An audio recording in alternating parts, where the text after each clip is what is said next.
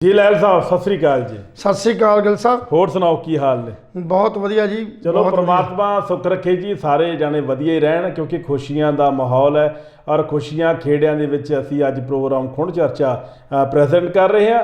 ਤੁਹਾਨੂੰ ਪਤਾ ਹੈ ਕਿ ਸਾਡੀ ਖੁਸ਼ੀ ਦਾ ਸਬਬ ਕੀ ਹੈ। ਸਭ ਤੋਂ ਪਹਿਲਾਂ ਲਹਿਲ ਸਾਹਿਬ ਤੁਹਾਨੂੰ ਵੀ ਮੁਬਾਰਕਾਂ ਕਿ ਕਿਸਾਨੀ ਅੰਦੋਲਨ ਅਸੀਂ ਜਿੱਤ ਚੁੱਕੇ ਹਾਂ ਔਰ ਕਿਸਾਨਾਂ ਦੀ ਘਰ ਵਾਪਸੀ ਜਿਹੜੀ ਹੈਗੀ ਹੈ ਉਹ ਵੀ ਕਿਸਾਨ ਜਥੇਬੰਦੀਆਂ ਨੇ ਕਰਨੀ ਸ਼ੁਰੂ ਕਰਤੀ ਹੈ ਔਰ ਰੱਬ ਦੀ ਕਿਰਪਾ ਦੇ ਨਾਲ 376 ਦਿਨ ਜਿਹੜੇ ਹੈਗੇ ਨੇ 376 ਡੇਜ਼ ਕਿਸਾਨਾਂ ਨੇ ਸਰਦੀ ਵੀ ਉੱਥੇ ਵੇਖ ਲਈ, ਗਰਮੀ ਵੀ ਵੇਖ ਲਈ ਔਰ ਹਰ ਧੁੱਪ ਛਾਂ ਉਹਨਾਂ ਨੇ ਹੰਢਾਈ ਹੈ। ਕੜਕਦੀਆਂ ਧੁੱਪਾਂ ਅਤੇ ਕੜਕਦੀਆਂ ਬਿਜਲੀਆਂ, ਤੂਫਾਨ, ਹਨੇਰੀ, ਕਿਹੜੀਆਂ ਆਫਤਾਂ ਕਿਸਾਨਾਂ ਦੇ ਉੱਤੇ ਨਹੀਂ ਝੁੱਲੀਆਂ। ਕਹਿ ਸਕਦੇ ਹਾਂ ਕਿ ਇੱਕ ਤਰ੍ਹਾਂ ਦਾ ਜੰਗ ਦੇ ਮੈਦਾਨ ਨੂੰ ਫਤਿਹ ਕਰਕੇ ਕਿਸਾਨ ਜਿਹੜੇ ਹੈਗੇ ਨੇ ਉਹ ਹੁਣ ਵਾਪਸ ਆ ਰਹੇ ਨੇ ਔਰ ਕੱਲ੍ਹ ਦਿੱਲੀ ਦੇ ਬਾਰਡਰਾਂ ਤੋਂ ਫਤਿਹ ਮਾਰਚ ਹੋਊਗਾ ਸਿੰਘੂ ਬਾਰਡਰ ਅਤੇ ਟਿੱਕਰੀ ਬਾਰਡਰ ਤੋਂ ਔਰ 15 ਨੂੰ ਪੰਜਾਬ ਦੇ ਸਾਰੇ ਮੋਰਚੇ ਸਮਾਪਤ ਜਿਹੜੇ ਨੇ 15 ਦਸੰਬਰ ਨੂੰ ਉਹ ਸਾਰੇ ਮੋਰਚੇ ਸਮਾਪਤ ਹੋ ਜਾਣਗੇ ਔਰ 13 ਤਰੀਕ ਨੂੰ ਪੰਜਾਬ ਦੀਆਂ ਸਾਰੀਆਂ ਕਿਸਾਨ ਜਥੇਬੰਦੀਆਂ ਦੇ ਜਿਹੜੇ ਆਗੂ ਨੇ ਉਹ 13 ਦਸੰਬਰ ਨੂੰ ਜਾਣੀ ਕਿ ਇੱਕ ਦੋ ਦਿਨ ਬਾਅਦ ਸ਼੍ਰੀ ਹਰਿਮੰਦਰ ਸਾਹਿਬ ਵਿਖੇ ਨਤਮਸਤਕ ਹੋਣਗੀਆਂ, ਉੱਥੋਂ ਆਸ਼ੀਰਵਾਦ ਲੈਣਗੀਆਂ। ਸੋ ਕੁੱਲ ਮਿਲਾ ਕੇ ਪਰਮਾਤਮਾ ਦੀ ਕਿਰਪਾ ਦੇ ਨਾਲ ਆਖਰਕਾਰ ਮੋਦੀ ਸਰਕਾਰ ਨੂੰ ਗੋਡਣੇ ਟੇਕਣੇ ਪੈ ਗਏ। ਹਾਲਾਂਕਿ ਇਹ ਗੋਡਣੇ ਬਹੁਤ ਪਹਿਲਾਂ ਟੇਕ ਦੇਣੇ ਚਾਹੀਦੇ ਸੀਗੇ ਪਰ ਨਰਿੰਦਰ ਮੋਦੀ ਸਾਹਿਬ ਨੂੰ ਇੱਕ ਵਹਿਮ ਪੈ ਗਿਆ ਸੀ, ਇਹ ਕੇਂਦਰ ਸਰਕਾਰ ਨੂੰ ਵਹਿਮ ਪੈ ਗਿਆ ਸੀ ਵੀ ਜਿਸ ਤਰ੍ਹਾਂ ਹੁਣ ਤੱਕ ਇਹ ਮੋਰਚੇ ਫਤਿਹ ਕਰਦੇ ਆਏ ਨੇ, ਵਧੀਕੀਆਂ ਕਰਦੇ ਆਏ ਨੇ ਜਾਂ ਜਿਹਨੂੰ ਕਹਿ ਸਕਦੇ ਹਾਂ ਇਹ ਜ਼ੁਲਮ ਕਰਦੇ ਆਏ ਨੇ, ਉਸ ਤਰ੍ਹਾਂ ਇਸ ਵਾਰ ਵੀ ਪੰਜਾਬ ਅਤੇ ਹਰਿਆਣੇ ਦੇ ਕਿਸਾਨਾਂ ਨੂੰ ਦਬਾ ਲੈਣਗੇ।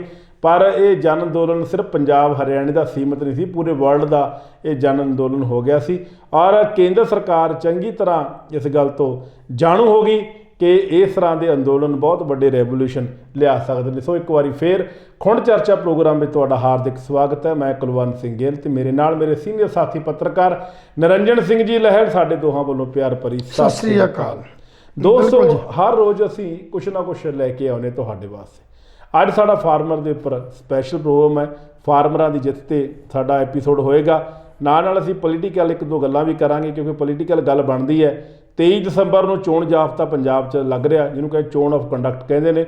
ਉਸ ਤੋਂ ਬਾਅਦ ਸਰਕਾਰਾਂ ਕੋਈ ਵੀ ਫੈਸਲਾ ਨਹੀਂ ਕਰ ਸਕਦੀਆਂ। ਸਰਕਾਰਾਂ ਬਿਲਕੁਲ ਜਿਹਨੂੰ ਕਹਿ ਸਕਦੇ ਹਾਂ ਜਿਵੇਂ ਇੱਕ ਜਾਨਵਰ ਦੀ ਨਸਬੰਦੀ ਹੁੰਦੀ ਹੈ ਉੱਦਾਂ ਪੰਜਾਬ ਸਰਕਾਰ ਦੀ ਨਸਬੰਦੀ ਹੋ ਜਾਣੀ ਹੈ ਔਰ ਸਰਕਾਰਾਂ ਸਿਰਫ ਪ੍ਰਚਾਰ ਹੀ ਕਰ ਸਕਦੀਆਂ ਨੇ, ਸਰਕਾਰਾਂ ਸਿਰਫ ਲਾਰੇ ਲਾ ਸਕਦੀਆਂ ਨੇ ਲੇਕਿਨ ਕਾਨੂੰਨੀ ਤੌਰ 'ਤੇ ਕੋਈ ਵੀ ਆਰਡੀਨੈਂਸ ਜਾਰੀ ਨਹੀਂ ਕਰ ਸਕਦੀਆਂ। ਇਹ 23 ਦਸੰਬਰ ਤੋਂ ਬਾਅਦ 24 ਦਸੰਬਰ ਤੋਂ ਇਹ ਲਾਗੂ 23 ਨੂੰ ਲਾਗੂ ਹੋਣਾ ਲਹਿਲ ਸਾਹਿਬ ਕਿ 24 ਨੂੰ ਲਾਗੂ ਹੋਣਾ? ਦੇਖੋ ਜੀ, ਅਜੇ ਡੇਟ ਫਾਈਨਲ ਨਹੀਂ ਕੋਈ ਹੋਈ ਜੀ ਪਰ ਸੰਭਾਵਨਾ ਲੱਗਦੀ ਹੈ ਜੀ ਕਿ 23 ਤੋਂ ਇਹ ਜਿਹੜਾ ਉਹ ਜਾਬਤਾ ਜਿਹੜਾ ਲਾਗੂ ਹੋ ਜਾਏਗਾ ਜੀ। ਸੋ ਕੁਲਵੰਤ ਗਿੱਲ ਜੀ, ਸਾਰਿਆਂ ਨੂੰ ਮੇਰੇ ਵੱਲੋਂ, ਸਾਰੀ ਹਿੰਦੁਸਤਾਨ ਦੇ ਔਰ ਵਿਦੇਸ਼ਾਂ 'ਚ ਬੈਠੇ ਸਾਰੇ ਉਹਨਾਂ ਪੰਜਾਬੀਆਂ ਨੂੰ ਇਸ ਕਿਸਾਨੀ ਸੰਘਰਸ਼ ਦੀ ਜਿੱਤ 'ਤੇ ਸਾਰਿਆਂ ਨੂੰ ਵਧਾਈ ਹੈ। ਪਰ ਨਾਲ ਇਹ ਵੀ ਗੱਲ ਹੈਗੀ ਹੈ ਵੀ ਜਿੱਥੋਂ ਤੱਕ ਇਹ ਜਿੱਤ ਪ੍ਰਾਪਤ ਹੋਈ ਹੈ ਨਾ, ਉਹ ਜਿੱਤ ਦਾ ਜਿਹੜਾ ਸਿਹਰਾ ਹੈ ਉਹ ਸਮੁੱਚੀਆਂ ਸਾਡੀਆਂ ਕਿਸਾਨ ਜਥੇਬੰਦੀਆਂ ਜਿਹੜੀਆਂ ਇਹ 'ਚ ਸ਼ਾਮਿਲ ਸੀਗੀਆਂ, ਭਾਵੇਂ ਉਹਨਾਂ ਦੇ ਵਿਚਾਰ ਅਲੱਗ-ਅਲੱਗ ਸੀ, ਕੋਈ ਕਿਸੇ ਵਿਚਾਰ ਨਾਲ ਸਹਿਮਤ ਸੀ, ਕੋਈ ਕਿਸੇ ਵਿਚਾਰ ਨਾਲ ਸਹਿਮਤ ਸੀ, ਪਰ ਉਹਨਾਂ ਦੀ ਘੱਟੋ ਘੱਟ ਇਹ ਸੋਚ ਸੀ ਵੀ ਜਿਹੜੀਆਂ 3 ਕਾਨੂੰਨ ਕਾਲੇ ਨੇ ਇਹਨਾਂ ਨੂੰ ਵਾਪਸ ਕਰਾਉਣਾ। ਚਲੋ ਉਹਨਾਂ ਕਾਨੂੰਨਾਂ ਦੇ ਬਾਅਦ ਜਦੋਂ ਲੜਾਈ ਸ਼ੁਰੂ ਹੋਈ ਅਤੇ ਉਹਦੇ ਨਾਲ ਅਨੇਕਾਂ ਹੋਰ ਜਿਹੜੀਆਂ ਉਹ ਮੰਗਾਂ ਜਿਹੜੀਆਂ ਉਤਪੰਨ ਹੋਈਆਂ, ਜਿਵੇਂ ਸਾਡੀ ਜਿਹੜੀ ਉਹ 700-800 ਜਿਹੜਾ ਬੰਦਾ ਸੀ ਸਾਡਾ ਕਿਸਾਨ ਉਹ ਸ਼ਹੀਦ ਹੋਇਆ, ਉਹ ਵੀ ਸਾਡੀ ਮੰਗ ਜਿਹੜੀ ਉਹ ਨਾਲ ਜੁੜ ਗਈ। ਔਰ ਜਿਹੜੇ ਬੰਦੇ ਉੱਥੇ ਜਿਨ੍ਹਾਂ ਦੇ ਇਸ ਸੰਘਰਸ਼ ਦੇ ਦੌਰਾਨ ਕੇਸ ਉਹਨਾਂ ਦੇ ਉੱਤੇ ਪਏ, ਚਾਹੇ ਉਹ ਸਟੇਟ ਲੈਵਲ ਦੇ ਸੀ, ਚਾਹੇ ਉਹ ਆਪਣੇ ਕੇਂਦਰੀ ਜਿਹੜੇ ਪ੍ਰਦੇਸ਼ਾਂ ਦੇ ਸੀ ਜਾਂ ਕੇਂਦਰ ਸਰਕਾਰ ਦਿੱਲੀ ਦੇ ਕੇਸ ਸੀ, ਉਹਨਾਂ ਸਾਰੇ ਕੇਸ ਜਿਹੜੇ ਸੀ ਉਸ ਦੌਰਾਨ ਉਤਪੰਨ ਹੋਏ ਜਦੋਂ ਇਹ ਸਾਡਾ ਸੰਘਰਸ਼ ਸ਼ੁਰੂ ਹੋਇਆ। ਉਹ ਸਾਰੇ ਕੇਸਾਂ ਦੀ ਵਾਪਸੀ ਸੀ, ਉਹ ਵੀ ਮੰਗਾਂ ਸੀਗੀਆਂ। ਸੋ ਇਸੇ ਤਰ੍ਹਾਂ MSP ਦੀ ਮੰਗ ਸੀ, ਇਹ ਵੀ ਸਾਡੀ ਉਸ ਕਾਲੇ ਕਾਨੂੰਨ ਨਾਲ ਜੁੜ ਗਈ। ਇਹ ਸਾਰੀਆਂ ਜਿਹੜੀਆਂ ਮੰਗਾਂ ਉਹਨਾਂ 'ਤੇ ਘੱਟੋ ਘੱਟ ਸਾਡਾ ਇਹ ਪ੍ਰੋਗਰਾਮ ਉਹਨਾਂ ਦਾ ਜ਼ਰੂਰ ਸੀ। ਅਗਰ ਕੋਈ ਹੋਰ ਵਿੱਚ ਐਡ ਕਰ ਲੈਂਦੇ ਜਾਂ ਕੁਝ ਹੋਰ ਸਿਆਸੀ ਲੋਕਾਂ ਦਾ ਵਿੱਚ ਸ਼ਮੂਲੀਅਤ ਹੋ ਜਾਂਦੀ ਤੇ ਸ਼ਾਇਦ ਅੱਜ ਜਿਹੜੀ ਇਹ ਜਿੱਤ ਹੈ ਉਹ ਇਹਨਾਂ ਦੇ ਪੈਰ ਨਾ ਚੁੰਮਦੀ। ਸਿਰਫ ਇਸ ਕਰਕੇ ਵੀ ਸਾਰੀਆਂ ਜਥੇਬੰਦੀਆਂ ਨੇ ਆਪੋ ਆਪਣੇ ਮਤਭੇਦ ਭੁਲਾ ਕੇ ਇਹ ਕਹਿ ਕੇ ਵੀ ਚਾਹੇ ਕੋਈ ਜਥੇਬੰਦੀ ਕਿਸੇ ਵੀ ਸਿਆਸੀ ਧਿਰ ਨਾਲ ਜੁੜੀ ਹੈ, ਸਾਨੂੰ ਕੋਈ ਇਤਰਾਜ਼ ਨਹੀਂ, ਕੋਈ ਕਿਸੇ ਨਾਲ ਜੁੜੀ ਆ ਕੋਈ ਤਰਾਗ ਨਹੀਂ, ਕਿਸੇ ਦੀ ਕੋਈ ਵੱਧ ਘੱਟ ਮੰਗ ਹੋ ਸਕਦੀ, ਸਾਨੂੰ ਕੋਈ ਤਰਾਗ ਨਹੀਂ। ਪਰ ਸਾਡੀ ਇਹਨਾਂ 4-5 ਮੰਗਾਂ ਦੇ ਉੱਤੇ ਕੇਂਦਰਤ ਹੈ ਵੀ ਜਦ ਤੱਕ ਕੇਂਦਰ ਦੀ ਸਰਕਾਰ ਇਹ 3 ਕਾਲੇ ਕਾਨੂੰਨ ਵਾਪਸ ਨਹੀਂ ਲੈ ਜਾਂਦੀ, ਸਾਡਾ ਸੰਘਰਸ਼ ਇਸੇ ਤੇ ਹੀ ਕੇਂਦਰਿਤ ਰਹੇਗਾ। ਲਹਿਲ ਸਾਹਿਬ, ਇੱਕ ਹੋਰ ਗੱਲ ਹੈ, ਮੈਂ ਤੁਹਾਡੀ ਵਿੱਚੇ ਗੱਲ ਕੱਢਦਾ ਜੀ। ਸਭ ਤੋਂ ਵੱਡੀ ਗੱਲ ਇਹ ਰਹੀ ਕਿ ਕਿਸਾਨਾਂ ਨੇ ਇੱਕ ਤਹਈਆ ਕਰ ਲਿਆ ਸੀ ਵੀ ਕਿਸੇ ਵੀ ਸਿਆਸੀ ਲੀਡਰ ਨੂੰ ਬੋਲਣ ਨਹੀਂ ਦਿੱਤਾ ਜਾਊਗਾ। ਬਿਲਕੁਲ, ਇਹ ਬਹੁਤ ਵੱਡੀ ਗੱਲ ਸੀ। ਅਗਰ ਸਿਆਸੀ ਲੀਡਰ ਸੁਖਬੀਰ ਬਾਦਲ ਨੇ ਬੜੇ ਤਣੇ ਤੜਾਏ, ਕਾਂਗਰਸ ਨੇ ਬੜੇ ਤਣੇ ਤੜਾਏ, ਆਮ ਆਦਮੀ ਪਾਰਟੀ ਨੇ ਤਣੇ ਤੜਾਏ। ਹਾਲਾਂਕਿ ਆਮ ਆਦਮੀ ਪਾਰਟੀ ਦਿੱਲੀ ਤੋਂ ਆਉਂਦੀ ਰਹੀ, ਕਿਉਂਕਿ ਆਮ ਆਦਮੀ ਪਾਰਟੀ ਨੇ ਕਿਸਾਨਾਂ ਨੂੰ ਸਹੂਲਤ ਵੀ ਦਿੱਤੀ, ਚਾਹੇ ਟੋਇਲਟ ਦੀ ਸਹੂਲਤ ਹੈ ਜਾਂ ਜਗ੍ਹਾ ਦੀ ਸਹੂਲਤ ਹੈ, ਆਮ ਆਦਮੀ ਪਾਰਟੀ ਨੇ ਕਾਫੀ ਹੈਲਪ ਕੀਤੀ। ਇਸੇ ਕਰਕੇ ਆਮ ਆਦਮੀ ਪਾਰਟੀ ਦੇ ਲੀਡਰ ਇਹਨਾਂ ਨੂੰ ਮਿਲਣ ਆਉਂਦੇ ਰਹੇ। ਲੇਕਿਨ ਜਿਹੜੇ ਅਕਾਲੀ ਦਲ ਦੇ ਸੀ ਇਹ ਚਾਹੁੰਦੇ ਸੀ ਕਿ ਸਾਰਾ ਖਾੜਾ ਅਸੀਂ ਮਿੱਤਰਾਂ ਦੇ ਨਾਂ ਕਰੀਏ। ਬਿਲਕੁਲ, ਕਿਸਾਨਾਂ ਨੇ ਨਹੀਂ ਹੋਣ ਦਿੱਤਾ। ਇਹਦੇ ਕਿਸਾਨਾਂ ਦੇ ਪਿੱਛੇ ਇੱਕ ਬਹੁਤ ਵੱਡਾ ਦਿਮਾਗ ਸੀ ਇਹਨਾਂ ਦਾ ਵੀ ਜੇ ਸਿਆਸੀ ਲੀਡਰ ਇਸ ਮੂਵਮੈਂਟ ਦੇ ਵਿੱਚ ਰਲ ਗਏ ਤਾਂ ਇਹਨਾਂ ਨੇ ਇਸ ਮੂਵਮੈਂਟ ਨੂੰ ਤਾਰ-ਤਾਰ ਕਰ ਦੇਣਾ, ਇਹਨੂੰ ਖੋਰਾ ਲਾਉਣਾ। ਸੋ ਕਹਿਣ ਦਾ ਮੇਰਾ ਭਾਵ ਵੀ ਉਹਨਾਂ ਸਾਰਿਆਂ ਬੰਦਿਆਂ ਦਾ ਕੱਲ ਜਿਵੇਂ ਰਾਜੇਵਾਲ ਸਾਹਿਬ ਨੇ ਆਪਣੀ ਉਸ ਸਟੇਜ ਦੇ ਉੱਤੋਂ, ਫਤਿਹ ਦੀ ਸਟੇਜ ਦੇ ਉੱਤੋਂ ਸਾਰੀਆਂ ਉਹਨਾਂ ਧਿਰਾਂ ਦਾ ਦਿਲੋਂ ਧੰਨਵਾਦ ਕੀਤਾ। ਉਹਨਾਂ ਦਾ ਕਹਿਣਾ ਬਹੁਤ ਵਧੀਆ ਸੀ, ਮੇਰੇ ਕੋਲ ਸ਼ਬਦ ਨਹੀਂ ਹੈ ਉਹਨਾਂ ਲੋਕਾਂ ਲਈ ਜਿਨ੍ਹਾਂ ਲੋਕਾਂ ਨੇ ਇੱਥੇ ਚਾਹੇ ਉਹ ਸੰਘਰਸ਼ 'ਚ ਆਏ ਚਾਹੇ ਨਹੀਂ ਆਏ ਪਰ ਸਾਨੂੰ ਸਪੋਰਟ ਕੀਤਾ। ਹਰ ਉਸ ਜਥੇਬੰਦੀ ਦੇ ਜਿਹੜਾ ਉਹ ਧੰਨਵਾਦ ਕੀਤਾ ਜਿਹੜੇ ਵਿਦੇਸ਼ਾਂ 'ਚ ਬੈਠੇ ਸਾਡੇ ਪੰਜਾਬੀ ਸੀ, ਜਿਹੜੇ ਕਿਸਾਨੀ ਨਾਲ ਸੰਬੰਧਿਤ ਸੀ ਜਾਂ ਕਿਸਾਨੀ ਦੇ ਇਸ ਸੰਘਰਸ਼ ਨੂੰ ਸਪੋਰਟ ਕਰਦੇ ਰਹੇ, ਉਹਨਾਂ ਦਾ ਵੀ ਬਹੁਤ ਮਤਲਬ ਦਿਲੋਂ ਧੰਨਵਾਦ ਕੀਤਾ। ਕਿਸਾਨ ਜਥੇਬੰਦੀਆਂ ਦਾ ਕੀਤਾ, ਮਜ਼ਦੂਰ ਜਥੇਬੰਦੀਆਂ ਦਾ ਕੀਤਾ, ਪੱਤਰਕਾਰਾਂ ਦਾ ਖਾਸ ਕਰਕੇ ਕੀਤਾ ਔਰ ਉਹਨਾਂ ਨਿਹੰਗ ਜਥੇਬੰਦੀਆਂ ਦਾ ਕੀਤਾ ਜਿਨ੍ਹਾਂ ਨੇ ਮੋਢੇ ਨਾਲ ਮੋਢਾ ਦੇ ਕੇ ਉਹਨਾਂ ਦੀ ਜਿਹੜੀ ਸਪੋਰਟ ਕੀਤੀ। ਮੇਰੇ ਕਹਿਣ ਦਾ ਮਤਲਬ ਵੀ ਸਾਰਾ ਕੁਝ ਜਿਹੜਾ ਇੱਕ ਸਾਂਝੇ ਪ੍ਰੋਗਰਾਮ ਨੇ ਅੱਜ ਸਾਡੀ ਜਿੱਤ ਦਾ ਜਿਹੜਾ ਉਹ ਝੰਡਾ ਜਿਹੜਾ ਉਹ ਬੁਲੰਦ ਕੀਤਾ। ਸਰਕਾਰਾਂ ਜਾਣ ਚੁੱਕੀਆਂ ਸੀ ਵੀ ਇਹ ਇਕੱਠ ਹੈ, ਏਕਤਾ ਹੈ ਔਰ ਏਕਤਾ ਦੇ ਅੱਗੇ ਕਹਿੰਦੇ ਨੇ ਵੀ ਸਾਰੇ ਜਿਹੜੇ ਉਹ ਝੁਕ ਜਾਂਦੇ ਨੇ। ਸੋ ਇਸ ਕਰਕੇ ਜਿਸ ਇਸੇ ਤਰ੍ਹਾਂ ਆਪਣੀ ਕਿਸਾਨੀ ਜਿਹੜੀ ਆ ਇਹ ਮਤਭੇਦ ਭੁੱਲ ਜਾਣ ਵੀ ਅਸੀਂ ਜਿੱਤ ਪ੍ਰਾਪਤ ਕਰਕੇ ਆ ਗਏ ਹਾਂ। ਮੈਂ ਇੱਕ ਗੱਲ ਜ਼ਰੂਰ ਕਿਸਾਨ ਜਥੇਬੰਦੀਆਂ ਨੂੰ ਉਹ ਬੇਨਤੀ ਜ਼ਰੂਰ ਕਰੂੰਗਾ ਵੀ ਜਿੱਤ ਜਿਹੜੀ ਆ ਉਹ ਬੜੀ ਔਖੀ ਹੁੰਦੀ ਆ, ਜਿੱਤ ਵੀ ਲਿਆ ਜਾਂਦਾ, ਸਭ ਕੁਝ ਕੀਤਾ ਜਾਂਦਾ, ਪਰ ਇਸ ਜਿੱਤ ਨੂੰ ਸਦਾ ਬਹਾਰ ਰੱਖਣਾ ਇਹ ਬਹੁਤ ਵੱਡੀ ਜਿਹੜੀ ਹੈ ਉਹ ਲੋੜ ਹੈ। ਇਹ ਨਾ ਹੋਵੇ ਵੀ ਆਪਾਂ ਇਸ ਖੁਸ਼ੀ 'ਚ ਆਪਣੀਆਂ ਜਿਹੜੀਆਂ ਰਹਿੰਦੀਆਂ ਮੰਗਾਂ ਉਹਨਾਂ ਨੂੰ ਭੁੱਲ ਜਾਈਏ। ਇਹ ਵੱਖਰੀ ਗੱਲ ਹੈ ਕਿ ਤੁਸੀਂ ਜਿਹੜੀ ਕਮੇਟੀ ਬਣਾਈਆਂ ਜਾਂ ਜਿਹਨੇ ਰੀਪ੍ਰਜੈਂਟ ਕਰਨਾ ਹੈ ਉਹਦੇ 'ਚ ਬਹੁਤ ਸਿਆਣੇ ਆਗੂ, ਬਹੁਤ ਸੂਝ ਤੇ ਸਿਆਣਪ ਨਾਲ ਤੁਸੀਂ ਕੰਮ ਕੀਤਾ, ਹਰ ਚੀਜ਼ ਕੀਤੀ ਹੈ, ਪਰ ਸਾਨੂੰ ਇਹ ਦਬਾਅ ਜਿਹੜਾ ਸਦਾ ਹੀ ਸਾਨੂੰ ਕੇਂਦਰ ਦੀ ਸਰਕਾਰ ਦੇ ਉੱਤੇ ਔਰ ਸੂਬਿਆਂ ਦੀ ਸਰਕਾਰਾਂ ਦੇ ਉੱਤੇ ਇਹ ਦਬਾਅ ਸਦਾ ਹੀ ਬਣਾਈ ਰੱਖਣਾ ਚਾਹੀਦਾ। ਕਿਤੇ ਇਹ ਨਾ ਹੋਵੇ ਕਿ ਅਸੀਂ ਉਹ ਦਬਾਅ ਨੂੰ ਢਿੱਲਿਆਂ ਕਰ ਦਈਏ ਤੇ ਇਹ ਸਾਨੂੰ ਉਸੇ ਤਰ੍ਹਾਂ ਜਿਵੇਂ ਪਹਿਲਾਂ ਸਾਨੂੰ ਉਲਝਾ ਕੇ ਸਾਡੇ ਸੰਘਰਸ਼ ਨੂੰ ਵਾਪਸ ਦਵਾ ਕੇ ਭਰੋਸਾ ਦਵਾ ਕੇ ਮੁੜ ਕੇ ਉਸ ਭਰੋਸੇ ਤੇ ਜਿਹੜਾ ਪੂਰਾ ਨਹੀਂ ਉਤਰਦੇ। ਇਸ ਕਰਕੇ ਇਹ ਸਾਨੂੰ ਆਪਣੀਆਂ ਅੱਖਾਂ ਤੇ ਕੰਨ ਜਿਹੜੇ ਹਮੇਸ਼ਾ ਹੀ ਖੁੱਲ੍ਹੇ ਰੱਖਣੇ ਪੈਣਗੇ ਔਰ ਨਾਲ ਨਾਲ ਜਦੋਂ ਵੀ ਆਪਾਂ ਉੱਥੋਂ ਵਾਪਸੀ ਆ ਰਹੇ ਹਾਂ ਤੇ ਜਿਵੇਂ ਉਹਨਾਂ ਸਰਹੱਦਾਂ ਦੇ ਉੱਤੇ ਆਪਣੇ ਟੈਂਟ ਵੀ ਗੱਡੇ ਸੀ ਜਾਂ ਆਪਣਾ ਹੋਰ ਸਾਰਾ ਕੁਝ ਜਿਹੜਾ ਉੱਥੇ ਕਿੱਲੇ ਵੀ ਗੱਡੇ, ਕਈ ਕੁਝ ਕੀਤਾ ਔਰ ਉਹਨਾਂ ਨੂੰ ਇਸ ਢੰਗ ਦਾ ਜਦੋਂ ਛੱਡਣ ਲੱਗੋਗੇ ਤੇ ਲਾਜ਼ਮੀ ਗੱਲ ਆ ਸਾਡੀ ਉਹ ਬੇਨਤੀ ਹੈ ਵੀ ਉੱਥੇ ਇਦਾਂ ਦਾ ਮਾਹੌਲ ਕ੍ਰੀਏਟ ਕਰਕੇ ਆਓ ਵੀ ਲੋਕੀ ਇਹ ਗੱਲ ਕਹਿਣ, ਪਿੰਡਾਂ ਵਾਲੇ ਵੀ ਤੇ ਸ਼ਹਿਰਾਂ ਵਾਲੇ ਵੀ ਇਹ ਕਿਸਾਨ ਜਿੱਥੇ ਸੰਘਰਸ਼ਮਈ ਨਾਲ ਜਿੱਤ ਕੇ ਗਏ ਨੇ ਉੱਥੇ ਸਾਡੀ ਸਾਫ਼ ਤੇ ਸਫਾਈ ਦਾ ਵੀ ਉਹਨਾਂ ਨੇ ਜਿਹੜਾ ਬਿਲਕੁਲ ਖਿਆਲ ਰੱਖਿਆ। ਸੋ ਇਸ ਕਰਕੇ ਇਹ ਜ਼ਰੂਰ ਜਦੋਂ ਉੱਥੋਂ ਮੂਵ ਕਰਦੇ ਆ ਤੇ ਸਾਡੇ ਜਿਹੜੇ ਸਮਾਨ ਜਦੋਂ ਟਰਾਲੀਆਂ ਜਾਂ ਟਰੈਕਟਰ ਲੈ ਕੇ ਆਉਂਦੇ ਨੇ ਉਹ ਤਰਤੀਬਵਾਰ ਆ ਤੇ ਰਹੇ ਨੇ, ਪਰ ਉਹ ਆਪਣੀ ਜਗ੍ਹਾ ਜਿੱਥੇ ਵੀ ਉਹਨਾਂ ਨੇ ਟਿਕਾਣਾ ਕੀਤਾ ਸੀ, ਠਹਿਰਾ ਕੀਤਾ ਸੀ, ਉਹਨੂੰ ਸਾਫ਼ ਸੁਥਰਾ ਕਰਕੇ ਜ਼ਰੂਰ ਉੱਥੋਂ ਆਉਣ ਔਰ ਬਹੁਤ ਅੱਛੀ ਗੱਲ ਹੈ। ਇਹ ਗੱਲ ਕਿਸਾਨਾਂ ਨੇ ਆਲਰੇਡੀ ਡਿਕਲੇਅਰ ਕਰਤੀ ਹੈ। ਇਸ ਕਰਕੇ ਚਲੋ ਸਾਡਾ ਇਹ ਫਰਜ਼ ਹੈ ਵੀ ਦਿੱਲੀ ਸਾਫ਼ ਕਰਕੇ ਜਾਵਾਂਗੇ। ਅਸੀਂ ਆਪਣੀ ਜਥੇਬੰਦੀ ਨੂੰ ਜਿੰਨਾ ਕੁ ਮਤਲਬ ਜਿਹੜੇ ਉਹਨਾਂ ਆਗੂਆਂ ਨੂੰ ਜਾਂ ਉਹਨਾਂ ਕਿਸਾਨ ਭਰਾਵਾਂ ਨੂੰ ਇਹ ਜ਼ਰੂਰ ਬੇਨਤੀ ਕਰਦੇ ਰਹਾਂਗੇ ਕਿ ਕੋਈ ਇਹੋ ਜਿਹਾ ਕਾਰਜ ਨਾ ਰਹੇ ਜਿਹਦੇ ਨਾਲ ਸਾਡੇ ਕੀਤੇ ਇਸ ਕਾਰਜ ਦੇ ਉੱਤੇ ਕੋਈ ਟਿੱਪਣੀ ਕਰੇ। ਸੋ ਇਸ ਕਰਕੇ ਕੱਲ ਜਾਂ ਪਰਸੋਂ ਜਦ ਕੱਲ ਤੁਸੀਂ ਵਾਪਸ ਆਉਣਾ ਔਰ ਸਾਹਿਬ ਸ੍ਰੀ ਗੁਰੂ ਗ੍ਰੰਥ ਸਾਹਿਬ ਦਾ ਦਰਬਾਰ ਸਾਹਿਬ ਜਾ ਕੇ ਅਕਾਲ ਤਖਤ ਤੇ ਜਾ ਕੇ ਤੁਸੀਂ ਸ਼ੁਕਰਾਨਾ ਕਰਨਾ ਕਿ ਉਹਦੀ ਕਿਰਪਾ ਤੋਂ ਬਿਨਾਂ ਇਹ ਕੁਝ ਵੀ ਨਹੀਂ ਸੀ ਹੋ ਸਕਦਾ।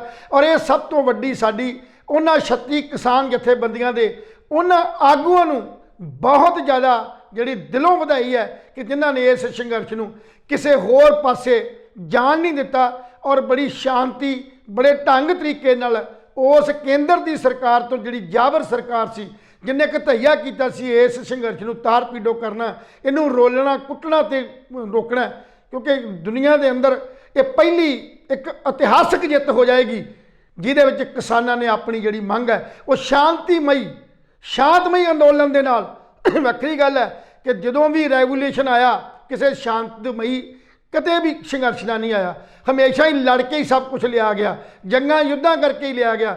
ਪਰ ਇਹ ਪਹਿਲਾ ਇਤਿਹਾਸ ਇੱਕ ਵਧੀਆ ਜਿਹੜਾ ਉਹ ਨਾਂ ਦਰਜ ਹੋ ਜਾਏਗਾ ਕਿਸਾਨੀ ਦਾ ਕਿ ਸੰਯੁਕਤ ਕਿਸਾਨ ਮੋਰਚੇ ਨੇ 1 ਸਾਲ ਤੋਂ ਵੱਧ ਸਮੇਂ ਲਈ ਵੱਧ ਸਮੇਂ ਲਈ ਮਤਲਬ ਜਿੱਦਾਂ 376 ਦਿਨ ਦੀ ਗੱਲ ਕੀਤੀ ਹੈ, ਇਹਨਾਂ ਦਿਨਾਂ ਦੇ ਅੰਦਰ ਜਿਹੜੀ ਆ ਉਹ ਜਿੱਤ ਜਿਹੜੀ ਆ ਉਸ ਸਰਕਾਰ ਤੋਂ ਲਈ ਹੈ ਜਿਹੜੀ ਸਰਕਾਰ ਦੇ ਮਨ ਦੇ ਅੰਦਰ ਇਹ ਸੀ ਕਿ ਅਸੀਂ ਬਾਕੀ ਸੂਬਿਆਂ ਦੀਆਂ ਜਿਹੜੀਆਂ ਮੰਗਾਂ ਸੀ ਜਾਂ ਬਾਕੀ ਸੂਬਿਆਂ ਦੇ ਉੱਤੇ ਵੀ ਜਿਹੜੇ ਕਾਨੂੰਨ ਬਣਾ ਕੇ ਲਾਗੂ ਧੱਕੇ ਨਾਲ ਕੀਤੇ ਨੇ ਉਹਨਾਂ ਨੇ ਐਕਸੈਪਟ ਕਰ ਲਏ ਤੇ ਕਿਸਾਨ ਵੀ ਸ਼ਾਇਦ ਐਕਸੈਪਟ ਕਰ ਲੈਣ। ਪਰ ਹਿੰਦੁਸਤਾਨ ਦੇ ਕਿਸਾਨਾਂ ਨੇ ਆਪਣੀ ਜਿਹੜੀ ਏਕਤਾ ਦਾ ਸਬੂਤ ਦੇ ਕੇ ਵਾਕਈ ਉਹ ਜਿਹੜੀਆਂ ਪਿਛਲੀਆਂ ਸਾਡੇ ਸੰਘਰਸ਼ ਸੀ, ਜਿੰਨੇ ਬਾਬਿਆਂ ਦੇ ਸੰਘਰਸ਼ ਸੀ, ਗਦਰੀ ਬਾਬਿਆਂ ਦੇ ਸੀ ਜਾਂ ਸਾਡੀਆਂ ਇਨਕਲਾਬੀ ਲਹਿਰਾਂ ਦੇ ਸੀ ਜਾਂ ਸਾਡੇ ਹੋਰ ਪਗੜੀ ਸੰਭਾਲ ਜੱਟਾ ਸਾਡੀਆਂ ਲਹਿਰਾਂ ਸੀ, ਉਹਨਾਂ ਤੋਂ ਸਬਕ ਲੈਂਦੇ ਹੋਏ ਸਾਡੇ ਆਗੂਆਂ ਨੇ ਸਹੀ ਜਿਹੜੀ ਆਪਣੀ ਸੋਚ ਦਾ ਜਿਹੜਾ ਮਤਲਬ ਇਸਤੇਮਾਲ ਕਰਕੇ ਸੰਘਰਸ਼ ਨੂੰ ਬਾਹਰ ਨਹੀਂ ਜਾਣਤਾ, ਸ਼ਾਂਤਮਈ ਢੰਗ ਦੇ ਨਾਲ ਜਿੱਤ ਕੇ ਅੱਜ ਵਾਪਸ ਆ ਰਹੇ ਨੇ ਔਰ ਸਾਰੇ ਵਧਾਈ ਦੇ ਪਾਤਰ ਨੇ ਔਰ ਸਾਰੇ ਜਿਹੜੇ ਇਹ ਹੱਕਦਾਰ ਨੇ ਇਸ ਗੱਲ ਦੇ। ਤੇ ਪੰਜਾਬ ਦੇ ਅੰਦਰ ਸਿਰ ਉੱਚਾ ਕਰਕੇ ਜਿਹੜਾ ਉਹ ਕਿਸਾਨੀ ਤੇ ਉਹਦੇ ਨਾਲ ਵਪਾਰੀ, ਇਹ ਨਹੀਂ ਹੈ ਵੀ ਇਹ ਕਿਸਾਨੀ ਇਕੱਲੇ ਨੇ ਜੰਗ ਜਿੱਤਿਆ, ਜੰਗ ਜਿੱਤਣ ਦੇ ਅੰਦਰ ਵਪਾਰੀਆਂ ਦਾ, ਆੜਤੀਆਂ ਦਾ ਔਰ ਇੱਥੋਂ ਤੱਕ ਜੋ ਨੌਜਵਾਨਾਂ ਦਾ, ਆਰਟਿਸਟਾਂ ਦਾ, ਉਹਨਾਂ ਸਭਨਾਂ ਦਾ ਜਿਵੇਂ ਕੱਲ ਰਾਜੇਵਾਲ ਸਾਹਿਬ ਨੇ ਧੰਨਵਾਦ ਕੀਤਾ, ਇਸੇ ਤਰ੍ਹਾਂ ਸਾਡਾ ਅਦਾਰਾ ਵੀ ਜਿਹੜਾ ਇਹ ਸਾਡਾ ਜਿਹੜਾ ਅਦਾਰਾ ਹੈ BBC ਟੋਰਾਂਟੋ ਗਾਉਂਦਾ ਪੰਜਾਬ ਵੀ ਉਹਨਾਂ ਦਾ ਦਿਲੋਂ ਉਹਨਾਂ ਨੂੰ ਜਿਹੜਾ ਉਹ ਸਲਾਮ ਕਰਦਾ ਔਰ ਦਿਲੋਂ ਉਹਨਾਂ ਨੂੰ ਵਧਾਈ ਦਿੰਦਾ ਹੈ। ਲਹਿਲ ਸਾਹਿਬ, ਜਿਹੜੀ ਜਿਸ ਤਰ੍ਹਾਂ ਪਗੜੀ ਸੰਭਾਲ ਜੱਟਾ ਤੁਸੀਂ ਗੱਲ ਕੀਤੀ, ਸੇਮ ਆਈਡੀਓਲੋਜੀ ਹੁਣ ਵਰਤੀ ਗਈ ਹੈ, ਸੇਮ ਫਾਰਮੂਲਾ ਹੁਣ ਅਡਾਪਟ ਕੀਤਾ ਗਿਆ। ਕਿਸਾਨ ਜਥੇਬੰਦੀਆਂ ਚੰਗੀ ਤਰ੍ਹਾਂ ਜਾਣਦੀਆਂ ਸੀ ਕਿ ਜਿਹੜਾ ਫਾਰਮੂਲਾ ਪਹਿਲਾਂ ਕਾਮਯਾਬ ਹੋਇਆ ਉਹ ਹੁਣ ਕਿੱਦਾਂ ਫੇਲ ਹੋ ਸਕਦਾ, ਹੁਣ ਵੀ ਕਾਮਯਾਬ ਹੋਊਗਾ। ਪਰ ਆਪਾਂ ਵੀ ਪਿਛਲੇ 365 ਦਿਨਾਂ ਤੋਂ ਇਹੀ ਗੱਲ ਕਹਿੰਦੇ ਆ ਰਹੇ ਹਾਂ 1 ਸਾਲ ਤੋਂ ਵੀ ਇਹ ਜੰਗ ਜਿਹੜੀ ਹੈ ਇਹ ਹਾਰ ਨਹੀਂ ਸਕਦੇ ਆਪਾਂ। ਲਹਿਲ ਸਾਹਿਬ, ਮੈਂ ਤੁਹਾਨੂੰ ਆਪਣਾ ਤਜਰਬਾ ਦੱਸਦਾ।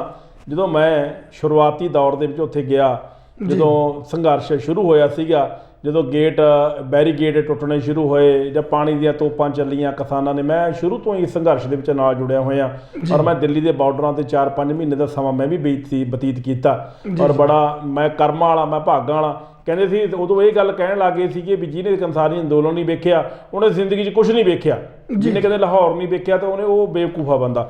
ਮੈਂ ਇਹੀ ਗੱਲ ਕਹਿਣਾ ਵੀ ਜਿਹੜਾ ਕਿਸਾਨੀ ਅੰਦੋਲਨ 'ਚ ਨਹੀਂ ਗਿਆ ਉਹ ਜ਼ਿੰਦਗੀ ਦਾ ਇਤਿਹਾਸ ਮਿਸ ਕਰ ਗਿਆ। ਉਹ ਸਿਰਫ ਕਿਸੇ ਕਹਾਣੀਆਂ ਵਿੱਚ ਮਹਿਸੂਸ ਕਰ ਸਕਦਾ ਜਾਂ TV ਰਾਹੀਂ ਮਹਿਸੂਸ ਕਰਦਾ ਵੀ ਯਾਰ ਇੰਨਾ ਇਕੱਠ ਸੀ, ਉੱਥੇ ਪੀਜ਼ੇ ਬਣਦੇ ਸੀ, ਉੱਥੇ ਆਹ ਕੁਛ ਹੁੰਦਾ ਸੀ।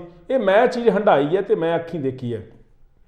ਮੈਂ ਵੀ ਠੰਡ ਦੀਆਂ ਰਾਤਾਂ ਦੇ ਵਿੱਚ ਕੋਰਿਆਂ ਦੇ ਵਿੱਚ, ਧੁੰਦਾਂ ਦੇ ਵਿੱਚ ਠੋਠਰ ਕਰਦਾ ਮੈਂ ਵੀ ਕਿਸਾਨਾਂ ਦੇ ਨਾਲ ਕਵਰੇਜ ਕਰਦਾ ਰਿਹਾ।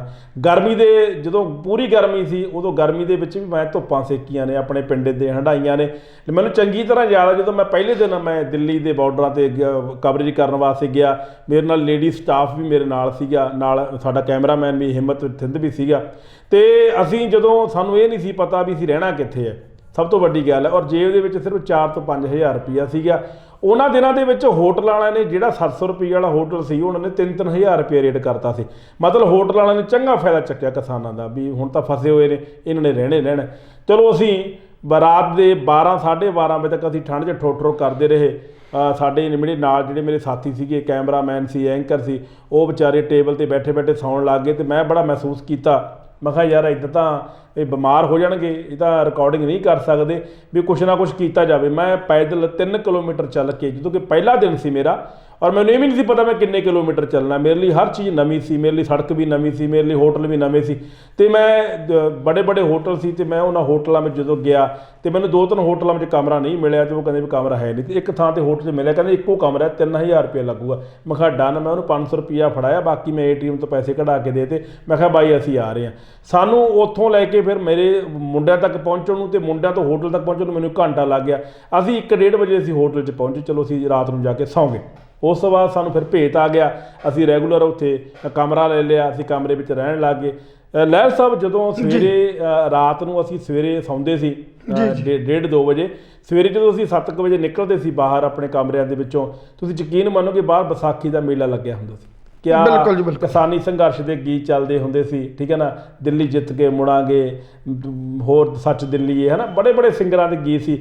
ਉਹ ਟਰੈਕਟਰਾਂ ਟਰਾਲੀਆਂ ਤੇ ਲੱਖਾਂ ਦੁਨੀਆ ਉੱਥੇ ਟੈਂਟ ਲਾ ਕੇ ਬੈਠੀ ਹੈ, ਲੱਖਾਂ ਦੁਨੀਆ ਉਧਰੋਂ ਆ ਰਹੀ ਹੈ ਟਰਾਲੀਆਂ ਤੋਂ, ਔਰ ਕਿਤੇ ਚਾਹ ਪਕੌੜਿਆਂ ਦਾ ਲੰਗਰ ਹੈ, ਤੇ ਕਿਤੇ ਰੋਟੀ ਪ੍ਰਸ਼ਾਦੇ ਦਾ ਲੰਗਰ ਹੈ, ਕਿਤੇ ਜਲੇਬੀਆਂ ਦਾ ਲੰਗਰ ਸਵੇਰੇ ਸਵੇਰੇ ਲੱਗਿਆ ਪਿਆ, ਕਿਤੇ ਬ੍ਰੈਡ ਪਕੌੜੇ, ਪਨੀਰ ਪਕੌੜੇ, ਔਰ ਸਭ ਤੋਂ ਵੱਡੀ ਗੱਲ ਖੋਏ ਦੀਆਂ ਪਿੰਨੀਆਂ।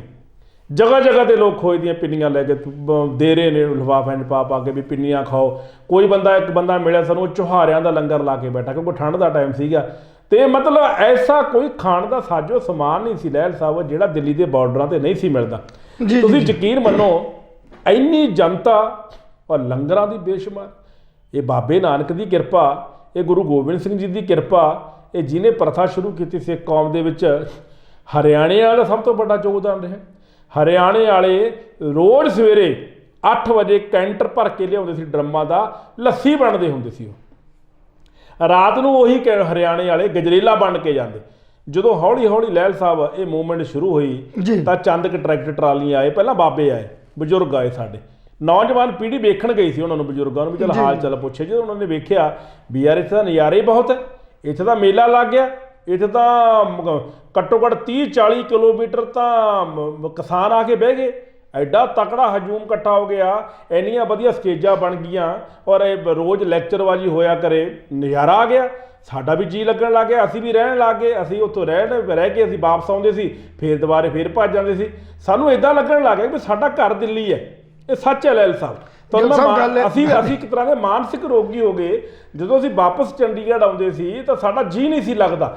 ਅਸੀਂ ਦੂਜੇ ਦਿਨ ਹੀ ਪੁੱਠੇ ਸਵੇਰੇ ਅਸੀਂ ਗੱਡੀ ਫਿਰ ਚੱਕਦੇ ਸੀ, ਸਾਡੀ ਗੱਡੀ 'ਤੇ ਕਿਸਾਨੀ ਝੰਡਾ ਲੱਗਿਆ ਹੋਇਆ ਸੀ। ਅਸੀਂ ਵੀ ਕਿਸਾਨਾਂ ਦੇ ਗੀਤ ਸੁਣਦੇ ਸੁਣਦੇ ਹੌਸਲੇ ਸਬੱਬ ਦੇ ਨਾਲ ਅਸੀਂ ਪਹੁੰਚ ਜਾਂਦੇ ਸੀ। ਔਰ ਸਭ ਤੋਂ ਪਹਿਲਾਂ ਅਸੀਂ ਕਰਨਾਲ ਲੰਗਰ ਖਾਂਦੇ ਸੀ, ਕਰਨਾਲ ਜਾ ਕੇ, ਕਿਉਂਕਿ ਉੱਥੇ ਹਰਿਆਣੇ ਨੇ ਲੰਗਰ ਲਾਇਆ ਸੀ। ਉਹਨਾਂ ਦੇ ਅਸੀਂ ਖਬਰ ਦੀ ਰਿਕਾਰਡਿੰਗ ਕਰਨੀ, ਉਹਨਾਂ ਨਾਲ ਅਸੀਂ ਜੱਫੀਆਂ ਪਾ ਕੇ ਮਿਲਣਾ, ਉਹਨਾਂ ਨੇ ਵੀ ਕਹਿਣਾ ਭਾਜੀ ਆ ਗਏ, ਭੈਣ ਜੀ ਆ ਗਏ, ਸਾਨੂੰ ਬੜੀ ਖੁਸ਼ੀ ਹੁੰਦੀ, ਸਾਡੀ ਵੇਟ ਕਰਦੇ ਨੇ। ਉਸ ਤੋਂ ਬਾਅਦ ਇੰਨੀ ਇੱਜ਼ਤ ਸਾਡੀ ਹੋਈ ਉੱਥੇ ਸਾਡੇ ਚੈਨਲ ਦੀ, ਔਰ ਲੋਕ ਕਈ ਵਾਰੀ ਸਾਡੇ ਚੈਨਲ ਦੇ ਨਾਂ ਦੇ ਨਾਅਰੇ ਲਾਉਣ ਲੱਗ ਜਾਂਦੇ ਵੀ ਤੁਹਾਡੀ ਕਵਰੇਜ ਬਹੁਤ ਵਧੀਆ, ਤੁਸੀਂ ਬੜੀ ਮਿਹਨਤ ਕਰ ਰਹੇ ਹੋ। ਔਰ ਕੀਤੀ ਵੀ ਮਿਹਨਤ ਅਸੀਂ, ਦਿਨ ਰਾਤ ਸੜਕਾਂ 'ਤੇ ਘੁੰਮ ਕੇ। ਔਰ ਦੂਜੀ ਸਭ ਤੋਂ ਵੱਡੀ ਗੱਲ ਪਤਾ ਕੀ ਸੀ ਜੀ, ਜਦੋਂ ਮੈਂ ਬਜ਼ੁਰਗਾਂ ਦੇ ਨਾਲ ਗੱਲ ਕਰਦਾ, ਮੈਂ ਕਈ ਵਾਰ ਰੋ ਵੀ ਪਿਆ ਸੀ ਉੱਥੇ। ਮੈਂ ਤੁਹਾਨੂੰ ਸੱਚੀ ਗੱਲ ਦੱਸਾਂ, ਮੇਰੇ ਅੱਖਾਂ 'ਚੋਂ ਹੰਝੂ ਆਏ ਸੀ। 90, 80, 85 ਸਾਲ ਦਾ ਬਜ਼ੁਰਗ ਵੀ ਕਹਿੰਦਾ ਵੀ ਪੁੱਤਰਾ ਹੁਣ ਤਾਂ ਮੇਰੀ ਲਾਸ਼ ਇੱਥੋਂ ਜਾਊਗੀ, ਜਾਂ ਜਿੱਤ ਕੇ ਜਾਊਂਗਾ ਜਾਂ ਮਰ ਕੇ ਜਾਊਂਗਾ। ਮੈਂ ਘਰੇ ਕਹਿ ਕੇ ਆਇਆ, ਮੈਂ ਘਰੇ ਮੰਜਾ ਖੜਾ ਕਰਕੇ ਆਇਆ ਵੀ ਜਿੰਨਾ ਚਿਰ ਮੈਂ ਨਹੀਂ ਆਉਂਦਾ ਇਹ ਮੰਜਾ ਡਾਹਿਓ ਨਾ। ਜੇ ਤਾਂ ਮੈਂ ਜਿਉਂਦਾ ਆ ਗਿਆ, ਇਹ ਮੰਜਾ ਢਾ ਦਿਓ ਮੇਰੇ ਵਾਸਤੇ, ਮੈਂ ਬੈਠੂੰਗਾ ਤੇ ਮੇਰਾ ਸਵਾਗਤ ਕਰਿਓ। ਔਰ ਜੇ ਮੈਂ ਮਰ ਕੇ ਆਇਆ ਤਾਂ ਇਸੇ ਮੰਜੇ ਨੂੰ ਢਾ ਕੇ ਮੇਰੀ ਲਾਸ਼ ਨੂੰ ਉੱਪਰ ਰੱਖ ਕੇ ਤੇ ਤੁਸੀਂ ਮੇਰਾ ਰੋਣਾ ਨਹੀਂ ਕਿਸੇ ਨੇ, ਔਰ ਸ਼ਹੀਦਾਂ ਵਾਂਗੂ ਮੇਰਾ ਸਨਮਾਨ ਕਰਨਾ, ਔਰ ਮੇਰਾ ਅੰਤਮ ਸੰਸਕਾਰ ਕਰਨਾ। ਐਡਾ ਜਜ਼ਬਾ।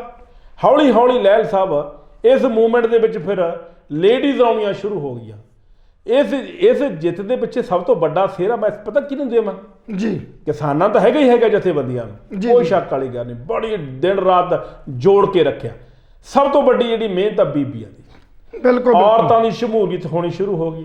ਬੀਬੀਆਂ ਨੇ ਸਿਰ ਧੜ ਦੀ ਬਾਜੀ ਲਾਤੀ। ਬੀਬੀ ਆਪਣਾ ਘਰ-ਬਾਰ ਛੱਡ ਕੇ ਉੱਥੇ ਆ ਕੇ ਬਹਿ ਗਈਆਂ, ਲੰਗਰ ਪਕਾਉਣ ਲੱਗ ਗਈਆਂ, ਲੰਗਰ ਵਰਤਾਉਣ ਲੱਗ ਗਈਆਂ, ਸਪੀਚਾਂ ਦੇਣ ਲੱਗ ਗਈਆਂ। ਬੀਬੀਆਂ ਦੀਆਂ ਗੱਡੀਆਂ, ਬੱਸਾਂ, ਟਰੱਕ, ਟਰਾਲੀਆਂ ਭਰ ਕੇ ਉੱਥੇ ਪਹੁੰਚਣ ਲੱਗ ਗਈਆਂ। ਦਿੱਲੀ ਕੰਬ ਗਈ ਲਹਿਲ ਸਾਹਿਬ, ਦਿੱਲੀ। ਕੇਂਦਰ ਸਰਕਾਰ ਹਿੱਲ ਗਈ ਜਦੋਂ ਵੇਖਿਆ ਵੀ ਯਾਰ ਪਹਿਲਾਂ ਤਾਂ ਇਕੱਲੇ ਚੰਦ ਬਜ਼ੁਰਗ ਆਏ ਸੀ, ਹੁਣ ਤਾਂ ਔਰਤਾਂ ਆਉਣ ਲੱਗ ਗਈਆਂ। ਨਿੱਕੇ ਨਿੱਕੇ ਬੱਚੇ ਲਹਿਲ ਸਾਹਿਬ, 8-8, 7-7 ਸਾਲ ਦੇ ਬੱਚਿਆਂ ਦਾ ਮੈਂ ਇੰਟਰਵਿਊ ਕੀਤਾ। ਆਪਣੇ ਜਨਮ ਦਿਨ ਸ਼ਿਮਲੇ ਜਾ ਕੇ ਨਹੀਂ ਸੀ ਮਨਾਉਂਦੇ, ਉਹ ਦਿੱਲੀ ਦੇ ਬਾਰਡਰਾਂ 'ਤੇ ਮਨਾਉਣ ਲੱਗ ਗਏ। ਉਹ ਕਦੇ ਵੀ ਇੱਥੇ ਆ ਕੇ ਅਸੀਂ ਆਪਣਾ ਜਨਮ ਦਿਨ ਮਨਾਉਣਾ। ਮੈਂ ਇੰਟਰਵਿਊ ਆਨ ਦਾ ਰਿਕਾਰਡ ਆਪਣੀ ਪੂਰੀ ਫੈਮਿਲੀ ਨਾਲ ਉੱਥੇ ਕੇਕ ਕੱਟਦੇ ਰਹੇ ਨੇ ਕਿਸਾਨਾਂ ਦੇ ਨਾਲ। ਐਡਾ ਜਜ਼ਬਾ, ਐਡਾ ਜਨੂਨ। ਹੁਣ ਵੀ ਜਦੋਂ ਮੈਂ ਗੱਲ ਕਰਦਾ ਮੇਰੀਆਂ ਅੱਖਾਂ ਭਰ ਆਉਂਦੀਆਂ ਨੇ। ਔਰ ਮੈਂ ਕਹਿਣਾ ਵੀ ਕਿਵੇਂ ਤੋੜ ਵਿਛੋੜੇ ਹੋਣਗੇ। ਸਾਲਕ ਦੇ ਜੱਫੀਆਂ ਪਾ ਕਿਸਾਨ ਮਿਲਦੇ ਨੇ, ਕੋਈ ਜਗਰਾਮੋਂ ਦਾ, ਕੋਈ ਬੁਢਲਾਡੇ ਦਾ, ਕੋਈ ਮਾਨਸਾ ਦਾ, ਕੋਈ ਮਲੇਰਕੋਟਲੇ ਦਾ, ਕੋਈ ਅੰਮ੍ਰਿਤਸਰ ਦਾ, ਕੋਈ ਜਲੰਧਰ ਦਾ, ਕੋਈ ਹਰਿਆਣੇ ਦਾ। ਕਦੋਂ ਮਿਲਣਾ ਇਹਨਾਂ ਨੇ? ਗਿੱਲ ਸਾਹਿਬ ਗੱਲ ਤਾਂ ਇਹ ਹੈ, ਮੇਲੇ ਹੋਣੇ ਲਹਿਲ ਸਾਹਿਬ। ਗਿੱਲ ਸਾਹਿਬ ਗੱਲ ਤਾਂ ਇਹ ਹੈ ਵੀ ਲੜਾਈ ਜਿਹੜੀ ਹੈ ਨਾ, ਜਦੋਂ ਸ਼ੁਰੂ ਹੁੰਦੀ ਹੈ ਤੇ ਸ਼ੁਰੂ ਹੋਣ ਤੋਂ ਲੈ ਕੇ ਅੰਤ ਤੱਕ ਬਹੁਤ ਪੜਾਅ ਆਉਂਦੇ ਨੇ ਜੀ। ਸ਼ਾਇਦ ਤੁਸੀਂ ਤਾਂ ਪਹਿਲਾਂ ਇਹ ਸੰਘਰਸ਼ ਵੇਖਿਆ ਹੋਵੇ, ਮੈਨੂੰ ਬਾਕੀ ਨਹੀਂ ਪਤਾ। ਮੈਂ ਪਹਿਲਾਂ ਵੇਖਿਆ। ਤੁਸੀਂ ਵੇਖਿਆ। ਮੇਰੇ ਜ਼ਿੰਦਗੀ ਦੇ 40 ਸਾਲ ਜਾਂ 45 ਸਾਲ ਇਹਨਾਂ ਸੰਘਰਸ਼ਾਂ 'ਚ ਲੰਘੇ ਨੇ ਜੀ।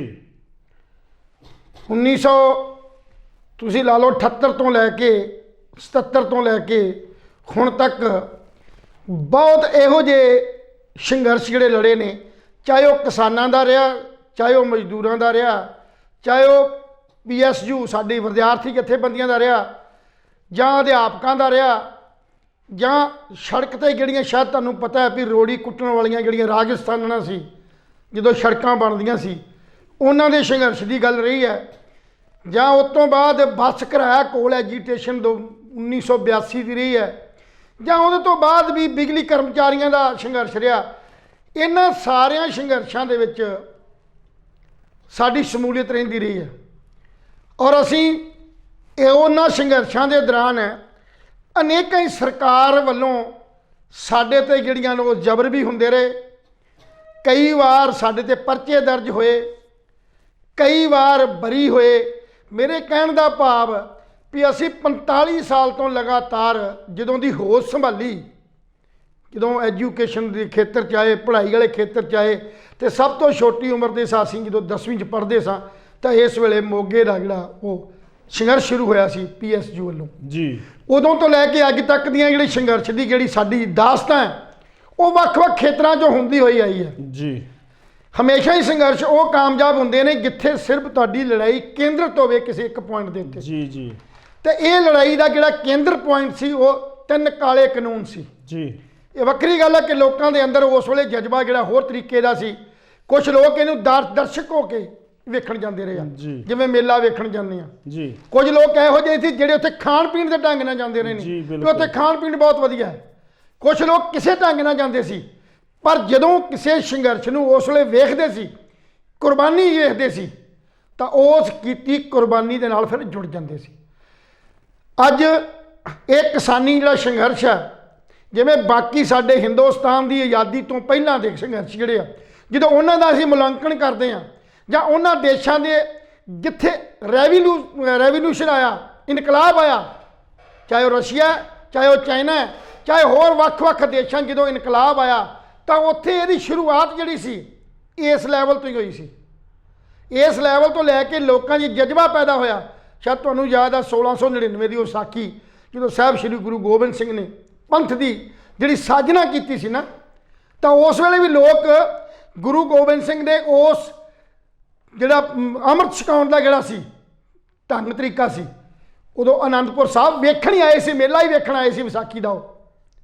ਉਦੋਂ ਕੁਛ ਨਹੀਂ ਸੀ ਪਤਾ ਲੋਕਾਂ ਨੂੰ ਵੀ ਇੱਥੇ ਕੋਈ ਨਵੀਂ ਜਿਹੜੀ ਹੈ ਸ਼ੁਰੂਆਤ ਹੋਣੀ ਹੈ। ਤੇ ਉਸ ਵੇਲੇ ਗੁਰੂ ਗੋਬਿੰਦ ਸਿੰਘ ਨੇ ਆਪਣੇ ਇਸ ਜਜ਼ਬੇ ਦੇ ਨਾਲ ਲੋਕਾਂ ਨੂੰ ਸਿੰਘ ਸਜਾਇਆ ਸੀ।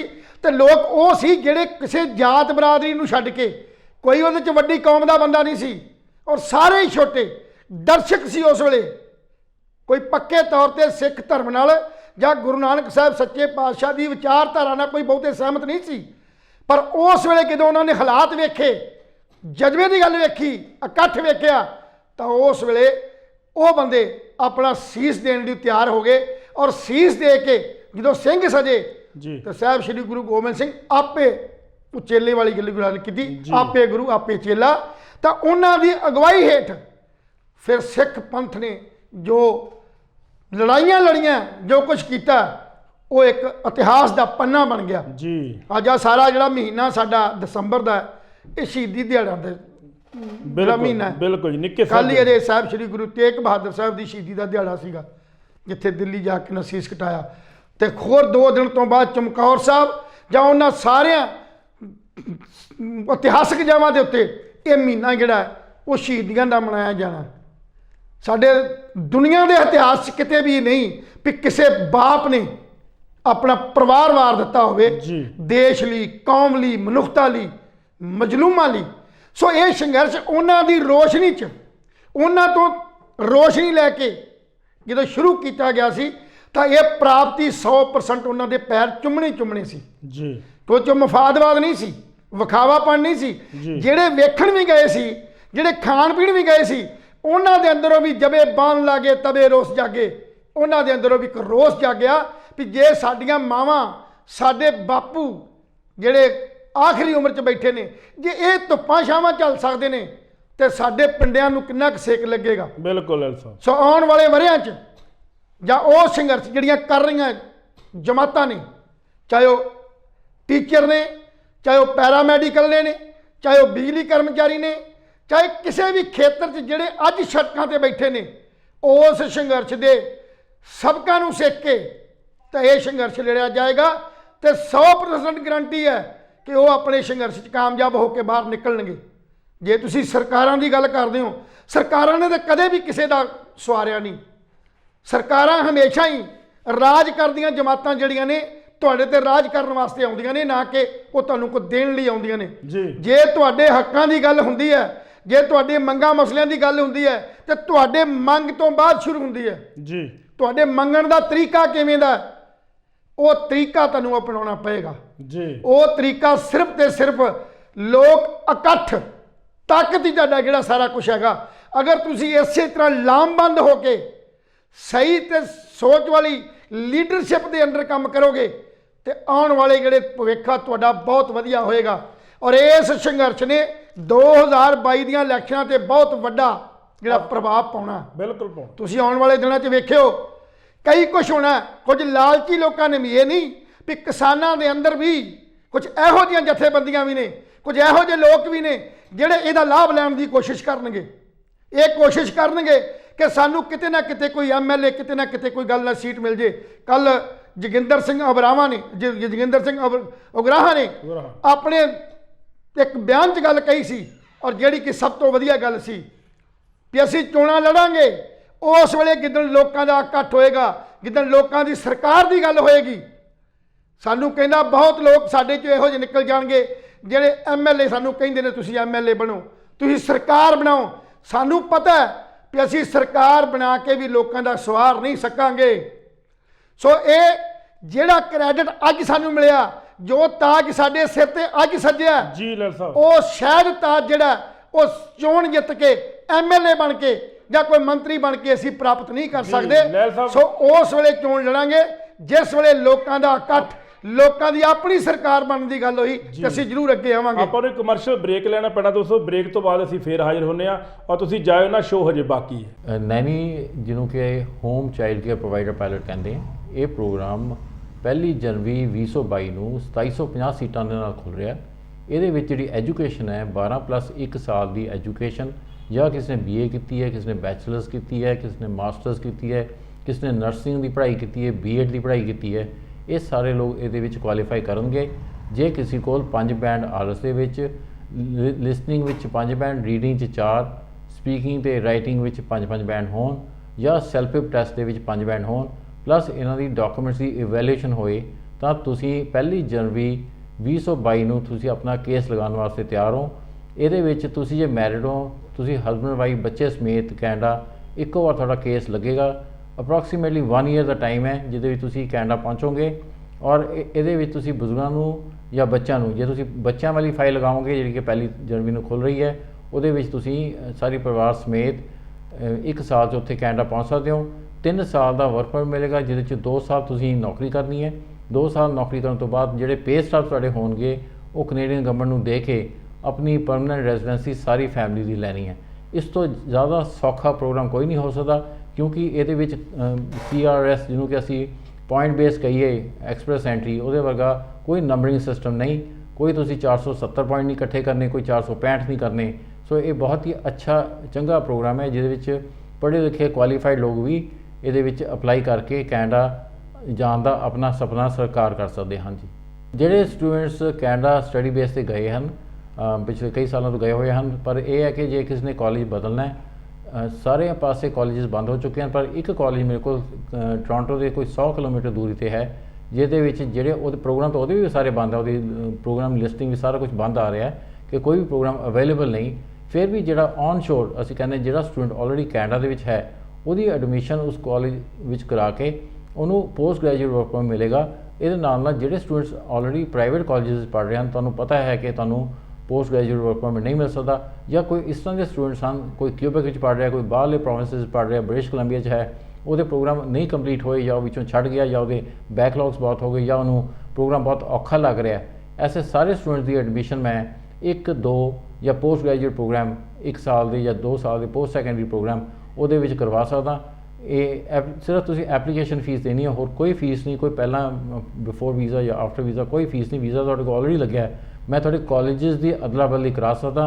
जनवरी 2022 सैशन वास्ते तुहानूं टोरंटो के नेड़े एक सिर्फ 100 किलोमीटर दूर के उत्ते कम्यूनिटी कॉलेज है जिथे मैं एडमिशन लैके दे सकदा। होर जानकारी वास्ते तुसी मैनूं हरमनजोत सोढी नूं हेठ लिखे नंबरों पर कॉन्टैक्ट कर सकते हो जी। जी दोस्तों, कमर्शियल ब्रेक तो बाद एक बारी फिर तुहाडा स्वागत है। ब्रेक लैनी पैगी क्योंकि कैनेडा तो श्री जोगिंदर सिंह बासी जिहड़े हैगे ने उन्हां दा फोन आ गया सीगा और तुहानूं दस दईए कि जानकारी दस दईए कि अज बासी लाइव दे विच मेरे प्रोग्राम तो जो हुण चल रहा है, इस प्रोग्राम तो बाद उन्हां दा प्रोग्राम जिहड़ा हैगा टैलीकास्ट होना है, क्योंकि मेरा प्रोग्राम 9 तो 10 चलता है और 10 तो 1 बजे तक बासी साहब जिहड़ा हैगा प्रोग्राम ब्रॉडकास्ट करते हैं।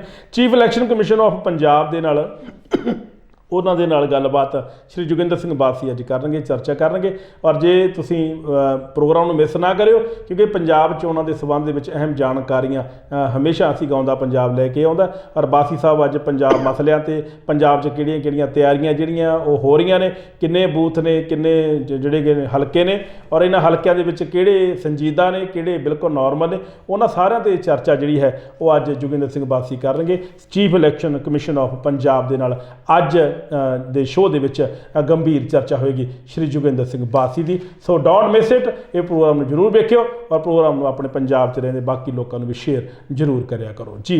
हाँ जी, अपनी गल चल रही सी अपनी किसान कहण दा भाव मेरा ये है भी किसान जथेबंदियां तो साडियां जिहड़ियां अज संघर्ष कर रही जथेबंदियां ने जी बहुत जिहड़े उन्हां दे सबक उन्हां तो सिੱਖਣਗੀਆਂ जी और हमेशा ही चढ़दी कला के रखण वास्ते रहण लई अपने संघर्ष नूं होर तिੱਖਿਆ करनਗੀਆਂ जी, क्योंकि इत्थों ਦੀਆਂ सरकारां ਜਿਹੜੀਆਂ ਅੰਨੀਆਂ ਤੇ ਬੋਲੀਆਂ ਨੇ, ਇਹਨਾਂ ਦੇ ਕੰਨਾਂ ਤੇ ਆਵਾਜ਼ ਜਿਹੜੀ ਆ ਪਹੁੰਚਾਉਣ ਵਾਸਤੇ ਸਾਡੇ ਕੋਲ ਇੱਕੋ ਹੀ ਇੱਕ ਰਾਹ ਆ, ਉਹ ਰਾਹ ਹੈਗਾ ਸੰਘਰਸ਼ਮਈ ਸੰਘਰਸ਼ਾਂ ਦਾ। ਉਹ ਵੱਖਰੀ ਗੱਲ ਹੈ ਕਿ ਸਾਡੀਆਂ ਸਰਕਾਰਾਂ ਜਿਹੜੀਆਂ ਸਾਡੇ ਇਸ ਜਿਹੜੀ ਉਹ ਸੇਵਾ ਦੀ ਭਾਵਨਾ ਦੀ ਗੱਲ ਕਰ ਜਾਂਦੀਆਂ ਵੀ ਅਸੀਂ ਰਾਜ ਨਹੀਂ, ਇਹ ਸੇਵਾ ਹੈ। ਰਾਜ ਤੋਂ ਕਰਦੀਆਂ ਨੇ, ਸੇਵਾ ਤਾਂ ਕਰਦੀਆਂ ਹੀ ਨਹੀਂ। ਸੇਵਾ ਤਾਂ ਸਿਰਫ ਆਪਣੀ ਆਪ ਦੀ ਕਰਦੀਆਂ ਨੇ। ਹੁਣ ਤੁਸੀਂ ਦੇਖਦੇ ਹੀ ਹੋ ਕੁਲਵੰਤ ਗਿੱਲ ਜੀ 2022 ਦੀਆਂ ਇਲੈਕਸ਼ਨਾਂ ਆ ਗਈਆਂ, ਆਪਾਂ ਪਹਿਲਾਂ ਵੀ 4 ਮਹੀਨੇ ਤੋਂ ਲਗਾਤਾਰ ਕਹਿੰਦੇ ਆ ਰਹੇ ਹਾਂ ਵੀ ਪਤਾ ਨਹੀਂ ਕਿਹੜੇ ਰੰਗ ਦੀ ਪੱਗ ਕਿਹਦੇ ਸਿਰ ਤੇ ਚੱਲ ਜਾਣੀ ਆ ਤੇ ਕਿਹੜੇ ਰੰਗ ਦਾ ਬੰਦਾ ਕਿਹੜੇ ਪਾਸੇ ਚਲੇ ਜਾਣਾ। ਹੁਣ ਕੱਲ ਦੀ ਗੱਲ ਕਰਦੇ ਆ, ਸੁੱਚਾ ਸਿੰਘ ਛੋਟੇਪੁਰ ਜਿਹੜਾ ਸ਼੍ਰੋਮਣੀ ਅਕਾਲੀ ਦਲ ਨੂੰ ਤੇ ਬਾਦਲ ਸਾਹਿਬ ਨੂੰ ਤੇ ਸੁਖਬੀਰ ਬਾਦਲ ਨੂੰ ਇੱਕ ਕੰਪਨੀ ਦੱਸਦਾ ਸੀ ਵੀ ਇਹ ਇੱਕ ਪ੍ਰਾਈਵੇਟ ਕੰਪਨੀ ਆ। ਜੇ ਅੱਜ ਸਾਰੇ ਕੁਝ ਦਾ ਦੋਸ਼ੀ ਹੈ, ਜੇ ਸਾਹਿਬ ਸ੍ਰੀ ਗੁਰੂ ਗ੍ਰੰਥ ਸਾਹਿਬ ਦੇ ਬੇਅਦਬੀ ਦੀ ਗੱਲ ਕਰਦੇ ਆ ਤੇ ਉਹਦੇ ਦੀ ਸਾਰੀ ਰਿਸਪੌਂਸਿਬਿਲਟੀ ਜਿਹੜੀ ਹੈ ਇਹ ਬਾਦਲ ਕੰਪਨੀ ਦੀ ਹੈ। ਇਹਨਾਂ ਨੇ ਸਭ ਕੁਝ ਕੀਤਾ। ਸੋਚਿਆ ਸੀ ਕਿ ਛੋਟੇਪੁਰ ਦੇ ਹੁਣ ਸਾਰੇ ਵੀਡੀਓ ਵਾਇਰਲ ਹੋ ਰਹੇ ਨੇ ਜਿਹਦੇ ਵਿੱਚ ਸੁਖਬੀਰ ਨੂੰ ਗਾਲਾਂ ਕੱਢ ਰਿਹਾ, ਇੱਥੋਂ ਤੱਕ ਵੀ ਬੁਰੀ ਤਰ੍ਹਾਂ ਉਹ ਮਤਲਬ ਜਿਹੜਾ ਉਹਨੂੰ ਭੰਡਦਾ ਰਿਹਾ। ਉਸ ਤੋਂ ਬਾਅਦ ਆਮ ਆਦਮੀ ਪਾਰਟੀ 'ਚ ਜੁਆਇਨ ਕੀਤਾ, ਆਮ ਆਦਮੀ ਪਾਰਟੀ ਨੇ ਵੀ ਕੁਝ ਦਿਨਾਂ ਬਾਅਦ ਉਹਨੂੰ ਕੱਢਤਾ। ਉਸ ਤੋਂ ਬਾਅਦ ਆਪਣਾ ਪੰਜਾਬ ਪਾਰਟੀ ਉਹਨੇ ਬਣਾਈ, ਆਪਣੇ ਪੰਜਾਬ ਪਾਰਟੀ ਬਣ ਕੇ 2017 'ਚ ਉਹਨੇ ਆਪਣੀ ਅਗਵਾਈ ਹੇਠ ਚੋਣਾਂ ਲੜੀਆਂ, ਜਦੋਂ ਕਿ ਇੱਕ ਵੀ ਸੀਟ ਉਹ ਪ੍ਰਾਪਤ ਨਹੀਂ ਕਰ ਪਾਇਆ ਜੀ, ਸਿਰਫ ਇਸ ਕਰਕੇ ਕਿ ਉਹਦੀ ਕੋਈ ਆਪਣੀ ਸੋਚ ਨਾ ਹੋਣ ਦੇ ਬਾਵਜੂਦ ਵੀ ਉਹ ਇਸ ਗੱਲ ਲਈ ਯਤਨ ਕਰਦਾ ਰਿਹਾ ਕਿ ਕਿਤੇ ਨਾ ਕਿਤੇ ਮੇਰੀ ਹੋਏ ਗੁਨਾਹ ਜਿਹੜੇ ਨੇ ਉਹ ਸ਼੍ਰੋਮਣੀ ਅਕਾਲੀ ਦਲ ਬਖਸ਼ ਦੇ। ਤੇ ਕੱਲ ਜਦੋਂ ਸ਼੍ਰੋਮਣੀ ਅਕਾਲੀ ਦਲ ਦਾ ਪੱਲਾ ਫੜਿਆ, ਉਸ ਵੇਲੇ ਉਹਨੂੰ ਆਪਣੇ ਗਿਰੇਬਾਨ 'ਚ ਝਾਕ ਲੈਣਾ ਚਾਹੀਦਾ ਸੀ ਵੀ ਜਿਸ ਸ਼੍ਰੋਮਣੀ ਅਕਾਲੀ ਦਲ ਨੂੰ ਅੱਜ ਉਹ ਕਹਿ ਰਿਹਾ ਵੀ ਮੈਂ ਘਰ ਵਾਪਸੀ ਜਾ ਰਿਹਾ, ਇਸ ਘਰ 'ਚੋਂ ਪਹਿਲਾਂ ਹੀ ਇਲਜ਼ਾਮ ਲਾ ਕੇ ਨਿਕਲਿਆ ਹੋਇਆ ਸੀ, ਪਹਿਲਾਂ ਹੀ ਇੱਥੇ ਦੇ ਨਿੰਦਦਾ ਤੇ ਟੋਕਦਾ ਰਿਹਾ, ਅੱਜ ਉਹਦੀਆਂ ਪਾਲਿਸੀਆਂ ਉਹਨੂੰ ਕਿਵੇਂ ਚੰਗੀਆਂ ਲੱਗੀਆਂ। ਸੋ ਕਹਿਣ ਦਾ ਭਾਵ ਜਿੰਨੇ ਵੀ ਬੰਦੇ ਆ, ਕੱਲ ਦੀ ਗੱਲ ਹੈ ਇੱਕ ਹੋਰ ਜਿਹੜਾ ਆਮ ਆਦਮੀ ਪਾਰਟੀ ਦਾ ਉਹ ਮਾਸਟਰ ਬਲਦੇਵ ਸਿੰਘ ਹੈ, ਉਹ ਫੇਰ ਰਿਜ਼ਾਈਨ ਕਰ ਗਿਆ। ਸੋ ਇਹਨਾਂ ਲੋਕਾਂ ਦਾ ਮੈਨੂੰ ਇਹ ਨਹੀਂ ਸਮਝ ਆਉਂਦੀ ਪਾਰਟੀਆਂ ਦੀ ਤੇ ਪਾਰਟੀ ਦੇ ਆਗੂਆਂ ਦੀ, ਜਿਹੜੇ ਛੱਡ ਕੇ ਇੱਕ ਦੂਜੇ ਦਾ ਪੱਲਾ ਫੜਦੀਆਂ ਨੇ, ਉਹ ਕਿਹੜੇ ਸਿਧਾਂਤਾਂ ਦੇ ਤਹਿਤ ਛੱਡਦੀਆਂ ਤੇ ਕਿਹੜੇ ਸਿਧਾਂਤ ਜਿਹੜੇ ਨੇ ਉਹਨਾਂ ਦੇ ਉਲਟ ਛੱਡ ਕੇ ਆਉਂਦੀਆਂ ਨੇ। ਸਿਧਾਂਤ ਸਾਰਿਆਂ ਦੇ ਗਿੱਲ ਸਾਹਿਬ ਇੱਕ ਨੇ, ਸਿਰਫ ਲਾਲਚ ਹੈ, ਕੁਰਸੀ ਇੱਕ ਕੁਰਸੀ ਦਾ ਲਾਲਚ ਹੈ ਵੀ ਜੇ ਮੈਨੂੰ ਇਸ ਪਾਸਿਓਂ ਕੋਈ ਕੁਰਸੀ ਨਹੀਂ ਮਿਲੀ ਜਾਂ ਇਸ ਪਾਸੇ ਮੇਰੀ ਸੁਣਵਾਈ ਨਹੀਂ ਹੋਣ ਲੱਗਦੀ ਤਾਂ ਮੈਂ ਦੂਸਰੇ ਦਾ ਪੱਲਾ ਫੜ ਲਵਾਂ, ਜਦੋਂ ਕਿ ਦੂਸਰੇ ਉਹਨਾਂ ਨਾਲੋਂ ਵੀ ਮਾੜੀਆਂ ਨੀਤੀਆਂ ਦੇ ਭਾਗੀਦਾਰ ਨੇ। ਉਹਨਾਂ ਕੋਲ ਚੰਗੀਆਂ ਪਾਲਿਸੀਆਂ ਨਹੀਂ ਹੈ, ਸਮਾਜ ਦੇ ਅੰਦਰ ਕੋਈ ਚੰਗਾ ਸੁਧਾਰ ਕਰਨ ਦਾ ਉਹਨਾਂ ਦਾ ਕੋਈ ਫਾਰਮੂਲਾ ਨਹੀਂ ਹੈ ਉਹਨਾਂ ਦੇ ਕੋਲੇ, ਪਰ ਉਹ ਉਹਨਾਂ ਨੂੰ ਚੰਗੇ ਲੱਗਣ ਲੱਗ ਜਾਂਦੇ ਨੇ।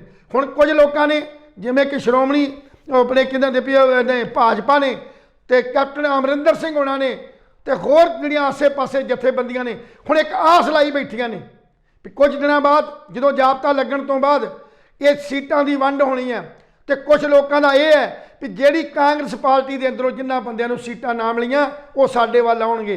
ਕਿਸੇ ਨੇ ਆਮ ਆਦਮੀ ਪਾਰਟੀ ਚੋਂ ਟੁੱਟ ਕੇ ਕੈਪਟਨ ਅਮਰਿੰਦਰ ਵੱਲ ਟਿਕਟ ਲੈਣ ਜਾਣਾ, ਕਿਸੇ ਨੇ ਸ਼੍ਰੋਮਣੀ ਅਕਾਲੀ ਦਲ ਚੋਂ ਟੁੱਟ ਕੇ ਦੂਜੇ ਪਾਸੇ ਜਾਣਾ।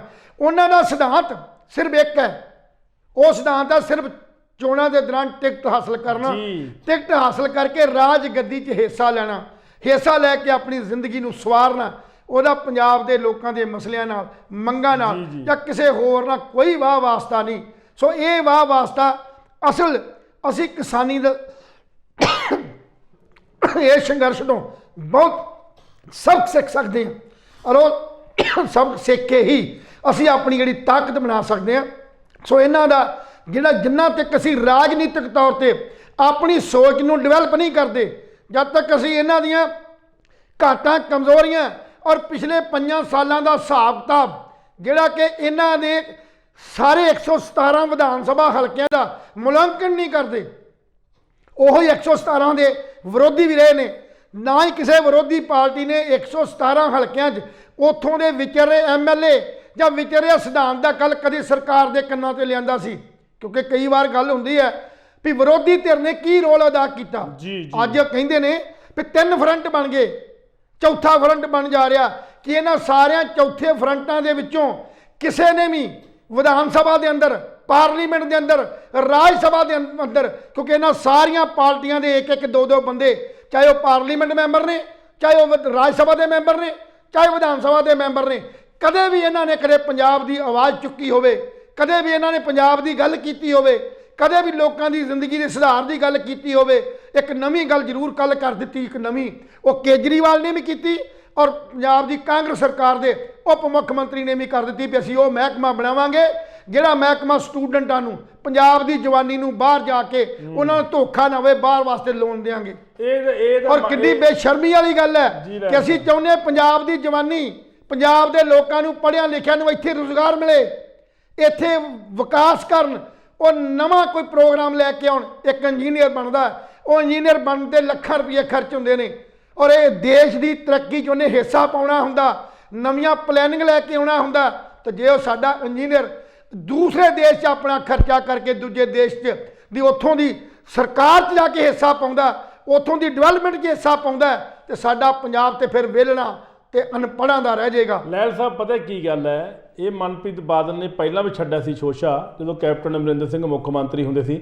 ਆਪਣੇ ਕੋਲੇ 2-4 ਮਿੰਟ ਹੀ ਹੈ ਜੀ ਸਰ, ਤੇ ਵੀ ਅਸੀਂ ਜੀ ਸਟੂਡੈਂਟਾਂ ਦੀ ਹੈਲਪ ਕਰਿਆ ਕਰਾਂਗੇ। ਇਹਨਾਂ ਤੋਂ ਪੰਜਾਬ ਹੀ ਨਹੀਂ ਸਮਝਿਆ, ਵਿਚਾਰੇ ਸਟੂਡੈਂਟਾਂ ਨੂੰ ਕੀ ਸਾਂਭਣਗੇ। ਸਾਰੀ ਤਾਂ ਗੱਲ ਹੁਣ ਆਪਾਂ ਪੋਲੀਟੀਕਲ ਗੱਲ ਕੋਈ ਨਹੀਂ ਕਰਨੀ, ਕਿਉਂਕਿ ਪੋਲੀਟੀਕਲ ਗੱਲ ਅਸੀਂ ਰੋਜ਼ ਕਰਦੇ ਹਾਂ।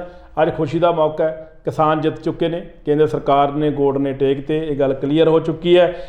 ਸੰਘਰਸ਼ ਖਤਮ ਹੋ ਗਿਆ, 2 ਦਿਨ ਬਾਅਦ ਵਾਪਸੀ ਹੈ ਔਰ ਸਾਰੇ ਘਰਾਂ ਦੇ ਵਿੱਚ ਜਿਹੜੇ ਕਿ ਵਿਛੜੇ ਸੀ ਸਾਲ ਤੋਂ, ਉਹ ਆਪਣੇ ਘਰਾਂ ਦੇ ਵਿੱਚ ਪਹੁੰਚ ਰਹੇ ਨੇ ਔਰ ਸਾਰੀਆਂ ਮੰਗਾਂ ਜਿਹੜੀਆਂ ਨੇ ਕੇਂਦਰ ਸਰਕਾਰ ਨੇ ਮੰਨ ਲਈਆਂ ਨੇ। ਹੁਣ ਭਾਜਪਾ ਦਾ ਕੀ ਹਾਲ ਹੋਣਾ ਇਹ ਤਾਂ ਜਦ ਬਾਅਦ ਦੀ ਗੱਲ ਇਲੈਕਸ਼ਨਾਂ ਦੇ ਵਿੱਚ। ਲੇਕਿਨ ਇੱਕ ਗੱਲ ਜ਼ਰੂਰ ਹੈ ਕਿ ਇਹਨਾਂ ਬਾਬਿਆਂ ਨੇ ਪੂਰਾ ਜਿਹਨੂੰ ਕਹਿ ਸਕਦਾ ਵੀ ਸਿਰੇ ਲਾਤੀ ਕਹਾਣੀ। ਖੁਸ਼ ਬਹੁਤ ਅਸੀਂ, ਪੰਜਾਬ ਦਾ ਬਹੁਤ ਬਹੁਤ ਧੰਨਵਾਦ, ਹਰਿਆਣੇ ਦਾ ਬਹੁਤ ਬਹੁਤ ਧੰਨਵਾਦ, ਰਾਜਸਥਾਨ ਦੇ ਲੋਕਾਂ ਦਾ ਬਹੁਤ ਬਹੁਤ ਧੰਨਵਾਦ, ਪੂਰੇ ਹਿੰਦੁਸਤਾਨ ਦੇ ਵਿੱਚੋਂ ਡਾਕਟਰਾਂ ਦੀਆਂ ਟੀਮਾਂ ਦਾ ਬਹੁਤ ਬਹੁਤ ਧੰਨਵਾਦ ਜਿਹੜੀਆਂ ਉੱਥੇ ਕੈਂਪ ਲਾਉਂਦੀਆਂ ਸੀ ਔਰ ਅਮਰੀਕਾ ਤੋਂ ਜਿਹੜੇ ਡਾਕਟਰ ਸਾਹਿਬ ਆਏ ਸੀਗੇ ਉਹਨਾਂ ਦਾ ਬਹੁਤ ਬਹੁਤ ਧੰਨਵਾਦ। ਉਹ ਵੀ ਉਹਨਾਂ ਦੀ ਫੈਮਿਲੀ ਲੈਣ ਵਾਸਤੇ ਆਈ ਸੀ ਤਾਂ ਉਹਨਾਂ ਨੇ ਕਿਹਾ ਵੀ ਜਿੰਨਾ ਚਿਰ ਸੰਘਰਸ਼ ਖਤਮ ਨਹੀਂ ਹੁੰਦਾ ਦਿੱਲੀੋਂ ਜਾਂਦੇ ਨਹੀਂ, ਮੈਂ ਵਾਪਸ ਅਮਰੀਕਾ ਨਹੀਂ ਜਾਣਾ। ਸੋ ਉਹਨਾਂ ਦਾ ਵੀ ਬਹੁਤ ਬਹੁਤ ਧੰਨਵਾਦ। ਜਿੰਨੇ NRI ਭੈਣ ਭਰਾ ਸੀਗੇ ਜਿਨ੍ਹਾਂ ਨੇ ਫੰਡ ਭੇਜੇ, ਕਰੋੜਾਂ ਰੁਪਈਆ ਲੰਗਰਾਂ ਵਾਸਤੇ ਭੇਜਿਆ ਪੰਜਾਬ ਦੇ ਵਿੱਚ, ਹਰਿਆਣੇ ਦੇ ਵਿੱਚ, ਰਾਜਸਥਾਨ ਦੇ ਵਿੱਚ, ਉਹਨਾਂ ਦਾ ਕੋਟ ਧੰਨਵਾਦ। ਜਿਨ੍ਹਾਂ ਲੋਕਾਂ ਨੇ ਕੋਈ ਚਾਹ ਦੀ ਸੇਵਾ ਲਾਈ, ਮਾਸਟਰ ਹੋ ਗਏ ਜਾਂ ਲੇਬਰ ਹੋ ਗਈ, ਹਰ ਵਰਗ ਦੇ ਬੰਦੇ ਨੇ, ਹਰ ਵਰਗ ਦੇ ਬੰਦੇ ਨੇ, ਜੋ ਹਰ ਵਰਗ ਦੇ ਲੋਕ ਉੱਥੇ ਮਿਲੇ। ਪਰ ਸਾਡੀ ਇੱਕ ਗੱਲ ਕੁਲਵੰਤ ਜ਼ਰੂਰ ਕਿਸਾਨ ਜਥੇਬੰਦੀਆਂ ਨੂੰ ਜ਼ਰੂਰ ਅਪੀਲ ਹੈ, ਮਿਲ ਕੇ ਬੇਨਤੀ ਵੀ ਹੈ, ਹੁਣ ਮਿਲ ਕੇ ਰਹੋ। ਇਹ ਜਥੇਬੰਦੀਆਂ ਕਿਤੇ ਚੋਣਾਂ ਦੇ ਦੌਰਾਨ ਆਪਣੇ ਆਪ ਨੂੰ ਮਤਲਬ ਜਿਹੜਾ ਵੱਖਰਾ ਨਾ ਕਰ ਲੈਣ, ਪੋਲੀਟੀਕਲੀ ਨਾ ਵੰਡ ਦਿਓ। ਇਹ ਦਬਾਅ ਹਮੇਸ਼ਾ ਹੀ ਸਰਕਾਰ ਤੇ ਬਣਾਈ ਰੱਖਣ ਤੇ ਆਪਣੇ ਇਸ ਸੰਘਰਸ਼ ਨੂੰ ਚੜ੍ਹਦੀ ਕਲਾ ਕੇ ਰੱਖਣ ਵਾਸਤੇ ਸਦਾ ਹੀ ਅੱਖ ਤੇ ਕੰਨਾਂ ਜਿਹੜੇ ਉਹ ਖੋਲ ਕੇ ਰੱਖਣ, ਕਿਉਂਕਿ ਪਤਾ ਨਹੀਂ ਕਿਹੜੇ ਵੇਲੇ ਇਹ ਜਾਬਰ ਸਰਕਾਰਾਂ ਨੇ ਫਿਰ ਇੱਕ ਹੰਬਲਾ ਮਾਰ ਕੇ ਸਾਡੀ ਇਸ ਤਾਕਤ ਨੂੰ ਖੋਰੇ ਵੀ ਕਰਨਗੇ ਔਰ ਸਾਡੀਆਂ ਲੜਕਰੀਆਂ ਮੰਗਾਂ ਜਿਨ੍ਹਾਂ ਦੇ ਉੱਤੇ ਅਜੇ ਸਾਡੀ ਸਹਿਮਤੀ ਹੋਈ ਹੈ ਸਰਕਾਰ ਦੀ ਤੇ ਸਾਡੀ ਅਜੇ ਤੱਕ ਉਹ ਮੰਨੀਆਂ ਨਹੀਂ ਗਈਆਂ, ਉਹਨਾਂ ਤੇ ਰਿਪੋਰਟ ਆਉਣੀ ਆ। ਸੋ ਕਹਿਣ ਦਾ ਭਾਵ ਉਹ ਮੰਗਾਂ ਜਿਹੜੀਆਂ ਮੰਗਾਂ ਪੈਂਡਿੰਗ ਰਹਿ ਗਈਆਂ MSP ਦੀ ਗਰੰਟੀ ਦੀਆਂ ਜਾਂ ਸਾਡੇ ਉਹਨਾਂ ਕੇਸਾਂ ਨੂੰ ਵਾਪਸ ਲੈਣ ਦੀਆਂ, ਜਿੰਨੇ ਵੀ ਸਟੇਟਾਂ ਜਾਂ ਕਿਤੇ ਵੀ ਇਸ ਸੰਘਰਸ਼ ਦੇ ਦੌਰਾਨ ਉਹ ਕੇਸ ਦਰਜ ਹੋਏ ਨੇ ਜਾਂ ਜਿਹੜੇ ਬੰਦੇ ਸਾਡੇ ਸ਼ਹੀਦ ਹੋਏ ਨੇ ਸਾਡੇ ਕਿਸਾਨ ਇਸ ਸੰਘਰਸ਼ ਦੇ ਦੌਰਾਨ, ਉਹਨਾਂ ਸਾਰੀਆਂ ਮੰਗਾਂ ਦੇ ਉੱਤੇ ਤੁਹਾਨੂੰ ਇਹ ਪਹਿਰਾ ਅੱਜ ਵੀ ਦੇਣਾ ਪਏਗਾ। ਇਹ ਨਾ ਹੋਏ ਵੀ ਜਿੱਤ ਕਰਕੇ ਅਸੀਂ ਜਿੱਤ ਤੇ ਗਏ ਆ, ਜਿੱਤਣ ਤੋਂ ਬਾਅਦ ਸੌਂ ਜਾਈਏ ਤੇ ਸੌਣ ਤੋਂ ਬਾਅਦ ਸਾਡੀ ਨੀਂਦ ਉਦੋਂ ਖੁੱਲੇ ਜਿਸ ਵੇਲੇ ਸਾਰਾ ਕੁਝ ਸਾਡੇ ਫਿਰ ਸਿਰ ਦੇ ਉੱਤੇ ਬਹੁਤ ਵੱਡਾ ਭਾਰੂ ਹੋ ਜੇ। ਕਿਉਂਕਿ ਇਹ ਜਿਹੜੀ ਬਹੁ ਰਾਸ਼ਟਰੀ ਕੰਪਨੀਆਂ ਨੇ ਜਾਂ ਜਿਹੜਾ ਇਹ ਸਾਡਾ ਘਰਾਣਾ ਐਡਾ ਵੱਡਾ, ਜਿਹੜੇ ਮਤਲਬ ਕਾਰਪੋਰੇਟ ਘਰਾਣੇ ਨੇ, ਇਹ ਕਦੇ ਸੁੱਤੇ ਨਹੀਂ ਬਹਿ ਸਕਦੇ। ਕੱਲ ਨੂੰ ਫੇਰ ਇਹਨਾਂ ਨੇ ਆਪਣੇ ਜਿਹੜੇ ਟੋਲ ਪਲਾਜ਼ੇ ਖੋਲ੍ਹ ਦੇਣੇ ਨੇ, ਲੋਕਾਂ ਦੀ ਛਿੱਲ ਲਾਉਣੀ ਸ਼ੁਰੂ ਕਰ ਦੇਣੀ ਹੈ। ਜੇ ਅਸੀਂ ਇਹਨਾਂ ਚੀਜ਼ਾਂ ਤੋਂ ਆਪਣੇ ਲੋਕਾਂ ਨੂੰ ਰਾਹਤ ਦਿਵਾਉਣੀ ਚਾਹੁੰਦੇ ਆ ਤੇ ਜੇ ਇਸੇ ਤਰ੍ਹਾਂ ਹੀ ਆਪਾਂ ਜਥੇਬੰਦਕ ਹੋ ਕੇ ਰਹਿਣਾ ਚਾਹੁੰਦੇ ਹਾਂ ਤਾਂ ਸਾਨੂੰ ਇਹ ਸਪਸ਼ਟ ਹੈ ਕਿ ਆਪਣੀ ਜਿੱਤ ਨੂੰ ਸਦਾ ਵਾਸਤੇ ਕਾਇਮ ਰੱਖਣ ਲਈ ਸਦਾ ਹੀ ਜਿਹੜੀ ਆ ਉਹ ਮਤਲਬ ਜਿਹੜੀ ਆ ਉਹ ਜਿਹੜਾ ਧਿਆਨ ਹੈ ਉਹ ਇਸ ਗੱਲ ਤੇ ਕੇਂਦਰਿਤ ਕਰ ਦੇਣਾ ਚਾਹੀਦਾ ਕਿ ਅਸੀਂ ਆਪਣੀ ਇਸ ਜਿੱਤੀ ਮੰਗ ਨੂੰ ਹੋਰ ਅੱਗੇ ਵਧਾ ਕੇ ਲੈ ਕੇ ਜਾਣਾ ਤੇ ਉਹਨਾਂ ਦਾ ਟਾਕਰਾ ਕਰਨਾ। ਕਿਉਂਕਿ ਇਹ ਬਹੁ ਰਾਸ਼ਟਰੀ ਕੰਪਨੀਆਂ, ਇਹ ਜਿਹੜਾ ਸਾਡਾ ਕਾਰਪੋਰੇਟ ਘਰਾਣਾ ਹੈ, ਇਹ ਹਮੇਸ਼ਾ ਹੀ ਸਰਕਾਰ ਨਾਲ ਮਿਲ ਕੇ ਇਹ ਕੰਮ ਕਰਦਾ। ਸਰਕਾਰੀ ਜਿੰਨੀਆਂ ਵੀ ਸੁੱਖ ਸਹੂਲਤਾਂ ਨੇ ਉਹ ਸਾਰੀਆਂ ਸੁੱਖ ਸਹੂਲਤਾਂ ਜਿਹੜੀਆਂ ਨੇ ਉਹ ਕਾਰਪੋਰੇਟ ਲੈਂਦਾ। ਸੋ ਕਾਰਪੋਰੇਟ ਨੂੰ ਇੰਡੀਆ ਦੇ ਅੰਦਰ ਦਾਖਲ ਹੋਣ ਤੋਂ ਰੋਕਣ ਲਈ ਵੀ ਸਾਨੂੰ ਸੰਘਰਸ਼ ਹੀ ਕਰਨਾ ਪਏਗਾ। ਨਹੀਂ ਤਾਂ ਜਿਹੜੀਆਂ ਰਹਿੰਦੀਆਂ ਜ਼ਮੀਨਾਂ ਨੇ ਜਾਂ ਜਿਹੜੇ ਰਹਿੰਦੇ ਸਾਡੇ ਸਰਕਾਰੀ ਸਾਡੀਆਂ ਜਾਇਦਾਦਾਂ ਨੇ, ਉਹ ਮੋਦੀ ਦੀ ਸਰਕਾਰ ਕੀ ਚਾਹੇ ਪੰਜਾਬ ਦੀ ਸਰਕਾਰ ਵੀ ਆਪਣੇ ਕਰਜ਼ੇ ਲਾਉਣ ਵਾਸਤੇ ਵੇਚਣ ਦੀਆਂ ਕੋਸ਼ਿਸ਼ਾਂ ਕਰ ਰਹੀ ਆ। ਔਰ ਇਸ ਸਰਕਾਰੀ ਜਾਇਦਾਦ ਨੂੰ, ਸਰਕਾਰੀ ਦਫ਼ਤਰਾਂ ਨੂੰ ਤੋੜ ਭੰਨ ਕੇ ਘਾਟੇ 'ਚ ਜਾ ਕੇ ਇਹਨੂੰ ਪ੍ਰਾਈਵੇਟ ਸੈਕਟਰ 'ਚ ਦੇਣ ਦੀਆਂ ਚਾਲਾਂ ਚੱਲੀਆਂ ਜਾ ਰਹੀਆਂ। ਇਹਦਾ ਮੁਕਾਬਲਾ ਵੀ ਸਾਨੂੰ ਕਿਸਾਨਾਂ ਨੂੰ, ਮਜ਼ਦੂਰਾਂ ਨੂੰ, ਮੁਲਾਜ਼ਮਾਂ ਨੂੰ ਰਲ ਕੇ ਹੀ ਕਰਨਾ ਪਏਗਾ। ਤਾਂ ਹੀ ਅਸੀਂ ਲੋਕਾਂ ਦਾ ਜਿਹੜਾ ਜੀਵਨ ਪੱਧਰ ਉੱਚਾ ਚੁੱਕ ਸਕਦੇ ਹਾਂ, ਤਾਂ ਹੀ ਅਸੀਂ ਕਵਾਂਗੇ ਸਾਡੇ ਇੱਥੇ ਸਮਾਜਵਾਦ ਦੀ ਜਿਹੜੀ ਸ਼ੁਰੂਆਤ ਹੋਈ ਹੈ। ਸ਼ੁਕਰੀਆ ਲਹਿਲ ਸਾਹਿਬ। ਮੇਰੀ ਜਾਂਦੇ ਜਾਂਦੇ ਕਿਸਾਨ ਜਥੇਬੰਦੀਆਂ ਅੱਗੇ ਇੱਕ ਬੇਨਤੀ ਹੈ ਵੀ ਜਿਸ ਤਰ੍ਹਾਂ ਸੰਯੁਕਤ ਕਿਸਾਨ ਮੋਰਚਾ ਬਣਿਆ, ਇਹ ਸੰਯੁਕਤ ਕਿਸਾਨ ਮੋਰਚਾ ਇੱਦਾਂ ਹੀ ਬਣਾ ਕੇ ਰੱਖਿਓ, ਕਿਉਂਕਿ ਪੰਜਾਬ ਦੇ ਉੱਪਰ ਬੜੇ ਹਮਲੇ ਹੋਣੇ ਨੇ, ਪੰਜਾਬ ਦੇ ਉੱਪਰ ਹਜੇ ਬੜੇ ਜ਼ਬਰ ਹੋਣੇ ਨੇ। ਤੁਹਾਡੀ ਬਹੁਤ ਲੋੜ ਹੈ ਕਿਤੇ ਪੋਲੀਟੀਕਲੀ ਵੰਡੇ ਨਾ ਜਾਇਓ ਵੀ ਕੋਈ ਕੈਪਟਨ ਵਾਲੇ ਪਾਸੇ ਚਲਾ ਗਿਆ, ਕੋਈ ਅਕਾਲੀਆਂ ਵਾਲੇ ਪਾਸੇ ਚਲਾ ਗਿਆ, ਕੋਈ ਕਿਸੇ ਪਾਸੇ ਚਲਾ ਗਿਆ, ਔਰ ਤੁਹਾਡੇ ਆਪਸ ਵਿੱਚ ਇਹ ਲੋਕ ਮਤਭੇਦ ਕਰਵਾ ਦੇਣ। ਮੇਰੀ ਹੱਥ ਬੰਨ੍ਹ ਕੇ ਬੇਨਤੀ ਹੈ, ਮਤਭੇਦ ਨਾ ਕਰਿਓ। ਮੇਰੀ ਇੱਕ ਤੁਹਾਨੂੰ ਹੋਰ ਸਲਾਹ, ਤੁਸੀਂ ਸਾਰੇ ਮੇਰੇ ਪਿਓ ਸਮਾਨ ਹੋ, ਬਾਬੇ ਹੋ, ਤੁਹਾਡਾ ਤਜਰਬਾ ਬਹੁਤ ਹੈ, ਮੇਰੀ ਤਾਂ ਵਿਸਾਤ ਹੀ ਕੋਈ ਨਹੀਂ ਕਿ ਮੈਂ ਤੁਹਾਨੂੰ ਸਲਾਹ ਦੇ ਸਕਾਂ। ਲੇਕਿਨ ਇੱਕ ਸਲਾਹ ਮੇਰੀ ਜ਼ਰੂਰ ਹੈ ਕਿ ਤੁਸੀਂ ਹੁਣ ਕੀ ਕਰੋ, ਸੰਯੁਕਤ ਕਿਸਾਨ ਮੋਰਚੇ ਦੇ ਵਿੱਚ ਇੱਕ ਜਿਹੜੇ ਪ੍ਰਧਾਨ ਨੇ ਉਹ ਇਕੱਠੇ ਹੋ ਕੇ ਇੱਕ ਕਮੇਟੀ ਬਣਾਓ, ਔਰ ਜਿਹੜਾ ਵੀ ਫੈਸਲਾ ਕਰੂਗੀ ਉਹ ਕਮੇਟੀ ਬਣੂਗੀ। ਜਾਣੀ ਕਿ ਸੰਯੁਕਤ ਕਿਸਾਨ ਮੋਰਚਾ ਅਮਰ ਹੈ, ਅਮਰ ਸੀ ਤੇ ਅਮਰ ਹੀ ਰਹੇ, ਕਿਉਂਕਿ ਇਹ ਟੁੱਟੇ ਨਾ। ਔਰ ਸੰਯੁਕਤ ਕਿਸਾਨ ਮੋਰਚਾ ਦਾ ਨਾਂ ਜਿਹੜਾ ਹੈ ਉਹ ਰਹਿੰਦੀ ਦੁਨੀਆ ਤੱਕ ਹੋਵੇ। ਹਾਲਾਂਕਿ ਮੈਂ ਤੁਹਾਨੂੰ ਇਹ ਨਹੀਂ ਕਹਿੰਦਾ ਕਿ ਤੁਸੀਂ ਪੋਲੀਟੀਕਲੀ ਪ੍ਰਵੇਸ਼ ਨਾ ਕਰੋ, ਮੈਂ ਕਹਿੰਦਾ ਤੁਸੀਂ ਸੰਯੁਕਤ ਕਿਸਾਨ ਮੋਰਚੇ ਵੱਲੋਂ ਸਰਕਾਰ ਬਣਾਓ ਤਾਂ ਜੋ ਪੰਜਾਬ ਦੇ ਕਿਸਾਨਾਂ ਦੀ ਦੁਰਦਸ਼ਾ ਸੁਧਰੇ, ਪੰਜਾਬ ਦੇ ਹਾਲਾਤ ਸੁਧਰਨ, ਔਰ ਜਿਹੜੇ ਰਵਾਇਤੀ ਪਾਰਟੀਆਂ ਨੇ ਜਿਹੜੇ ਸਾਨੂੰ ਮੂਰਖ ਬਣਾ ਰਹੀਆਂ ਨੇ, ਹੁਣ ਤੱਕ ਭਰਮ ਭੁਲੇਖੇ ਪਾ ਰਹੀਆਂ ਨੇ, ਉਹਨਾਂ ਤੋਂ ਸਾਨੂੰ ਛੁਟਕਾਰਾ ਮਿਲ ਸਕੇ। ਦੋਸਤੋ, ਤੁਹਾਨੂੰ ਸਾਡੀ ਅੱਜ ਦੀ ਚਰਚਾ ਕਿਸ ਤਰ੍ਹਾਂ ਦੀ ਲੱਗੀ? ਆਪਣੇ ਵਿਚਾਰ, ਆਪਣੇ ਸੁਝਾਅ ਸਾਨੂੰ ਜ਼ਰੂਰ ਦੇ ਦਿਆ ਕਰੋ। ਕੱਲ ਫਿਰ ਮਿਲਾਂਗੇ ਜੀ ਇਸੇ ਸਮੇਂ ਇਸੇ ਚੈਨਲ ਤੇ। ਤਦ ਤੱਕ ਲਈ ਸਾਨੂੰ ਦੋਹਾਂ ਨੂੰ ਇਜਾਜ਼ਤ ਦਿਓ। ਰੱਬ ਰਾਖਾ।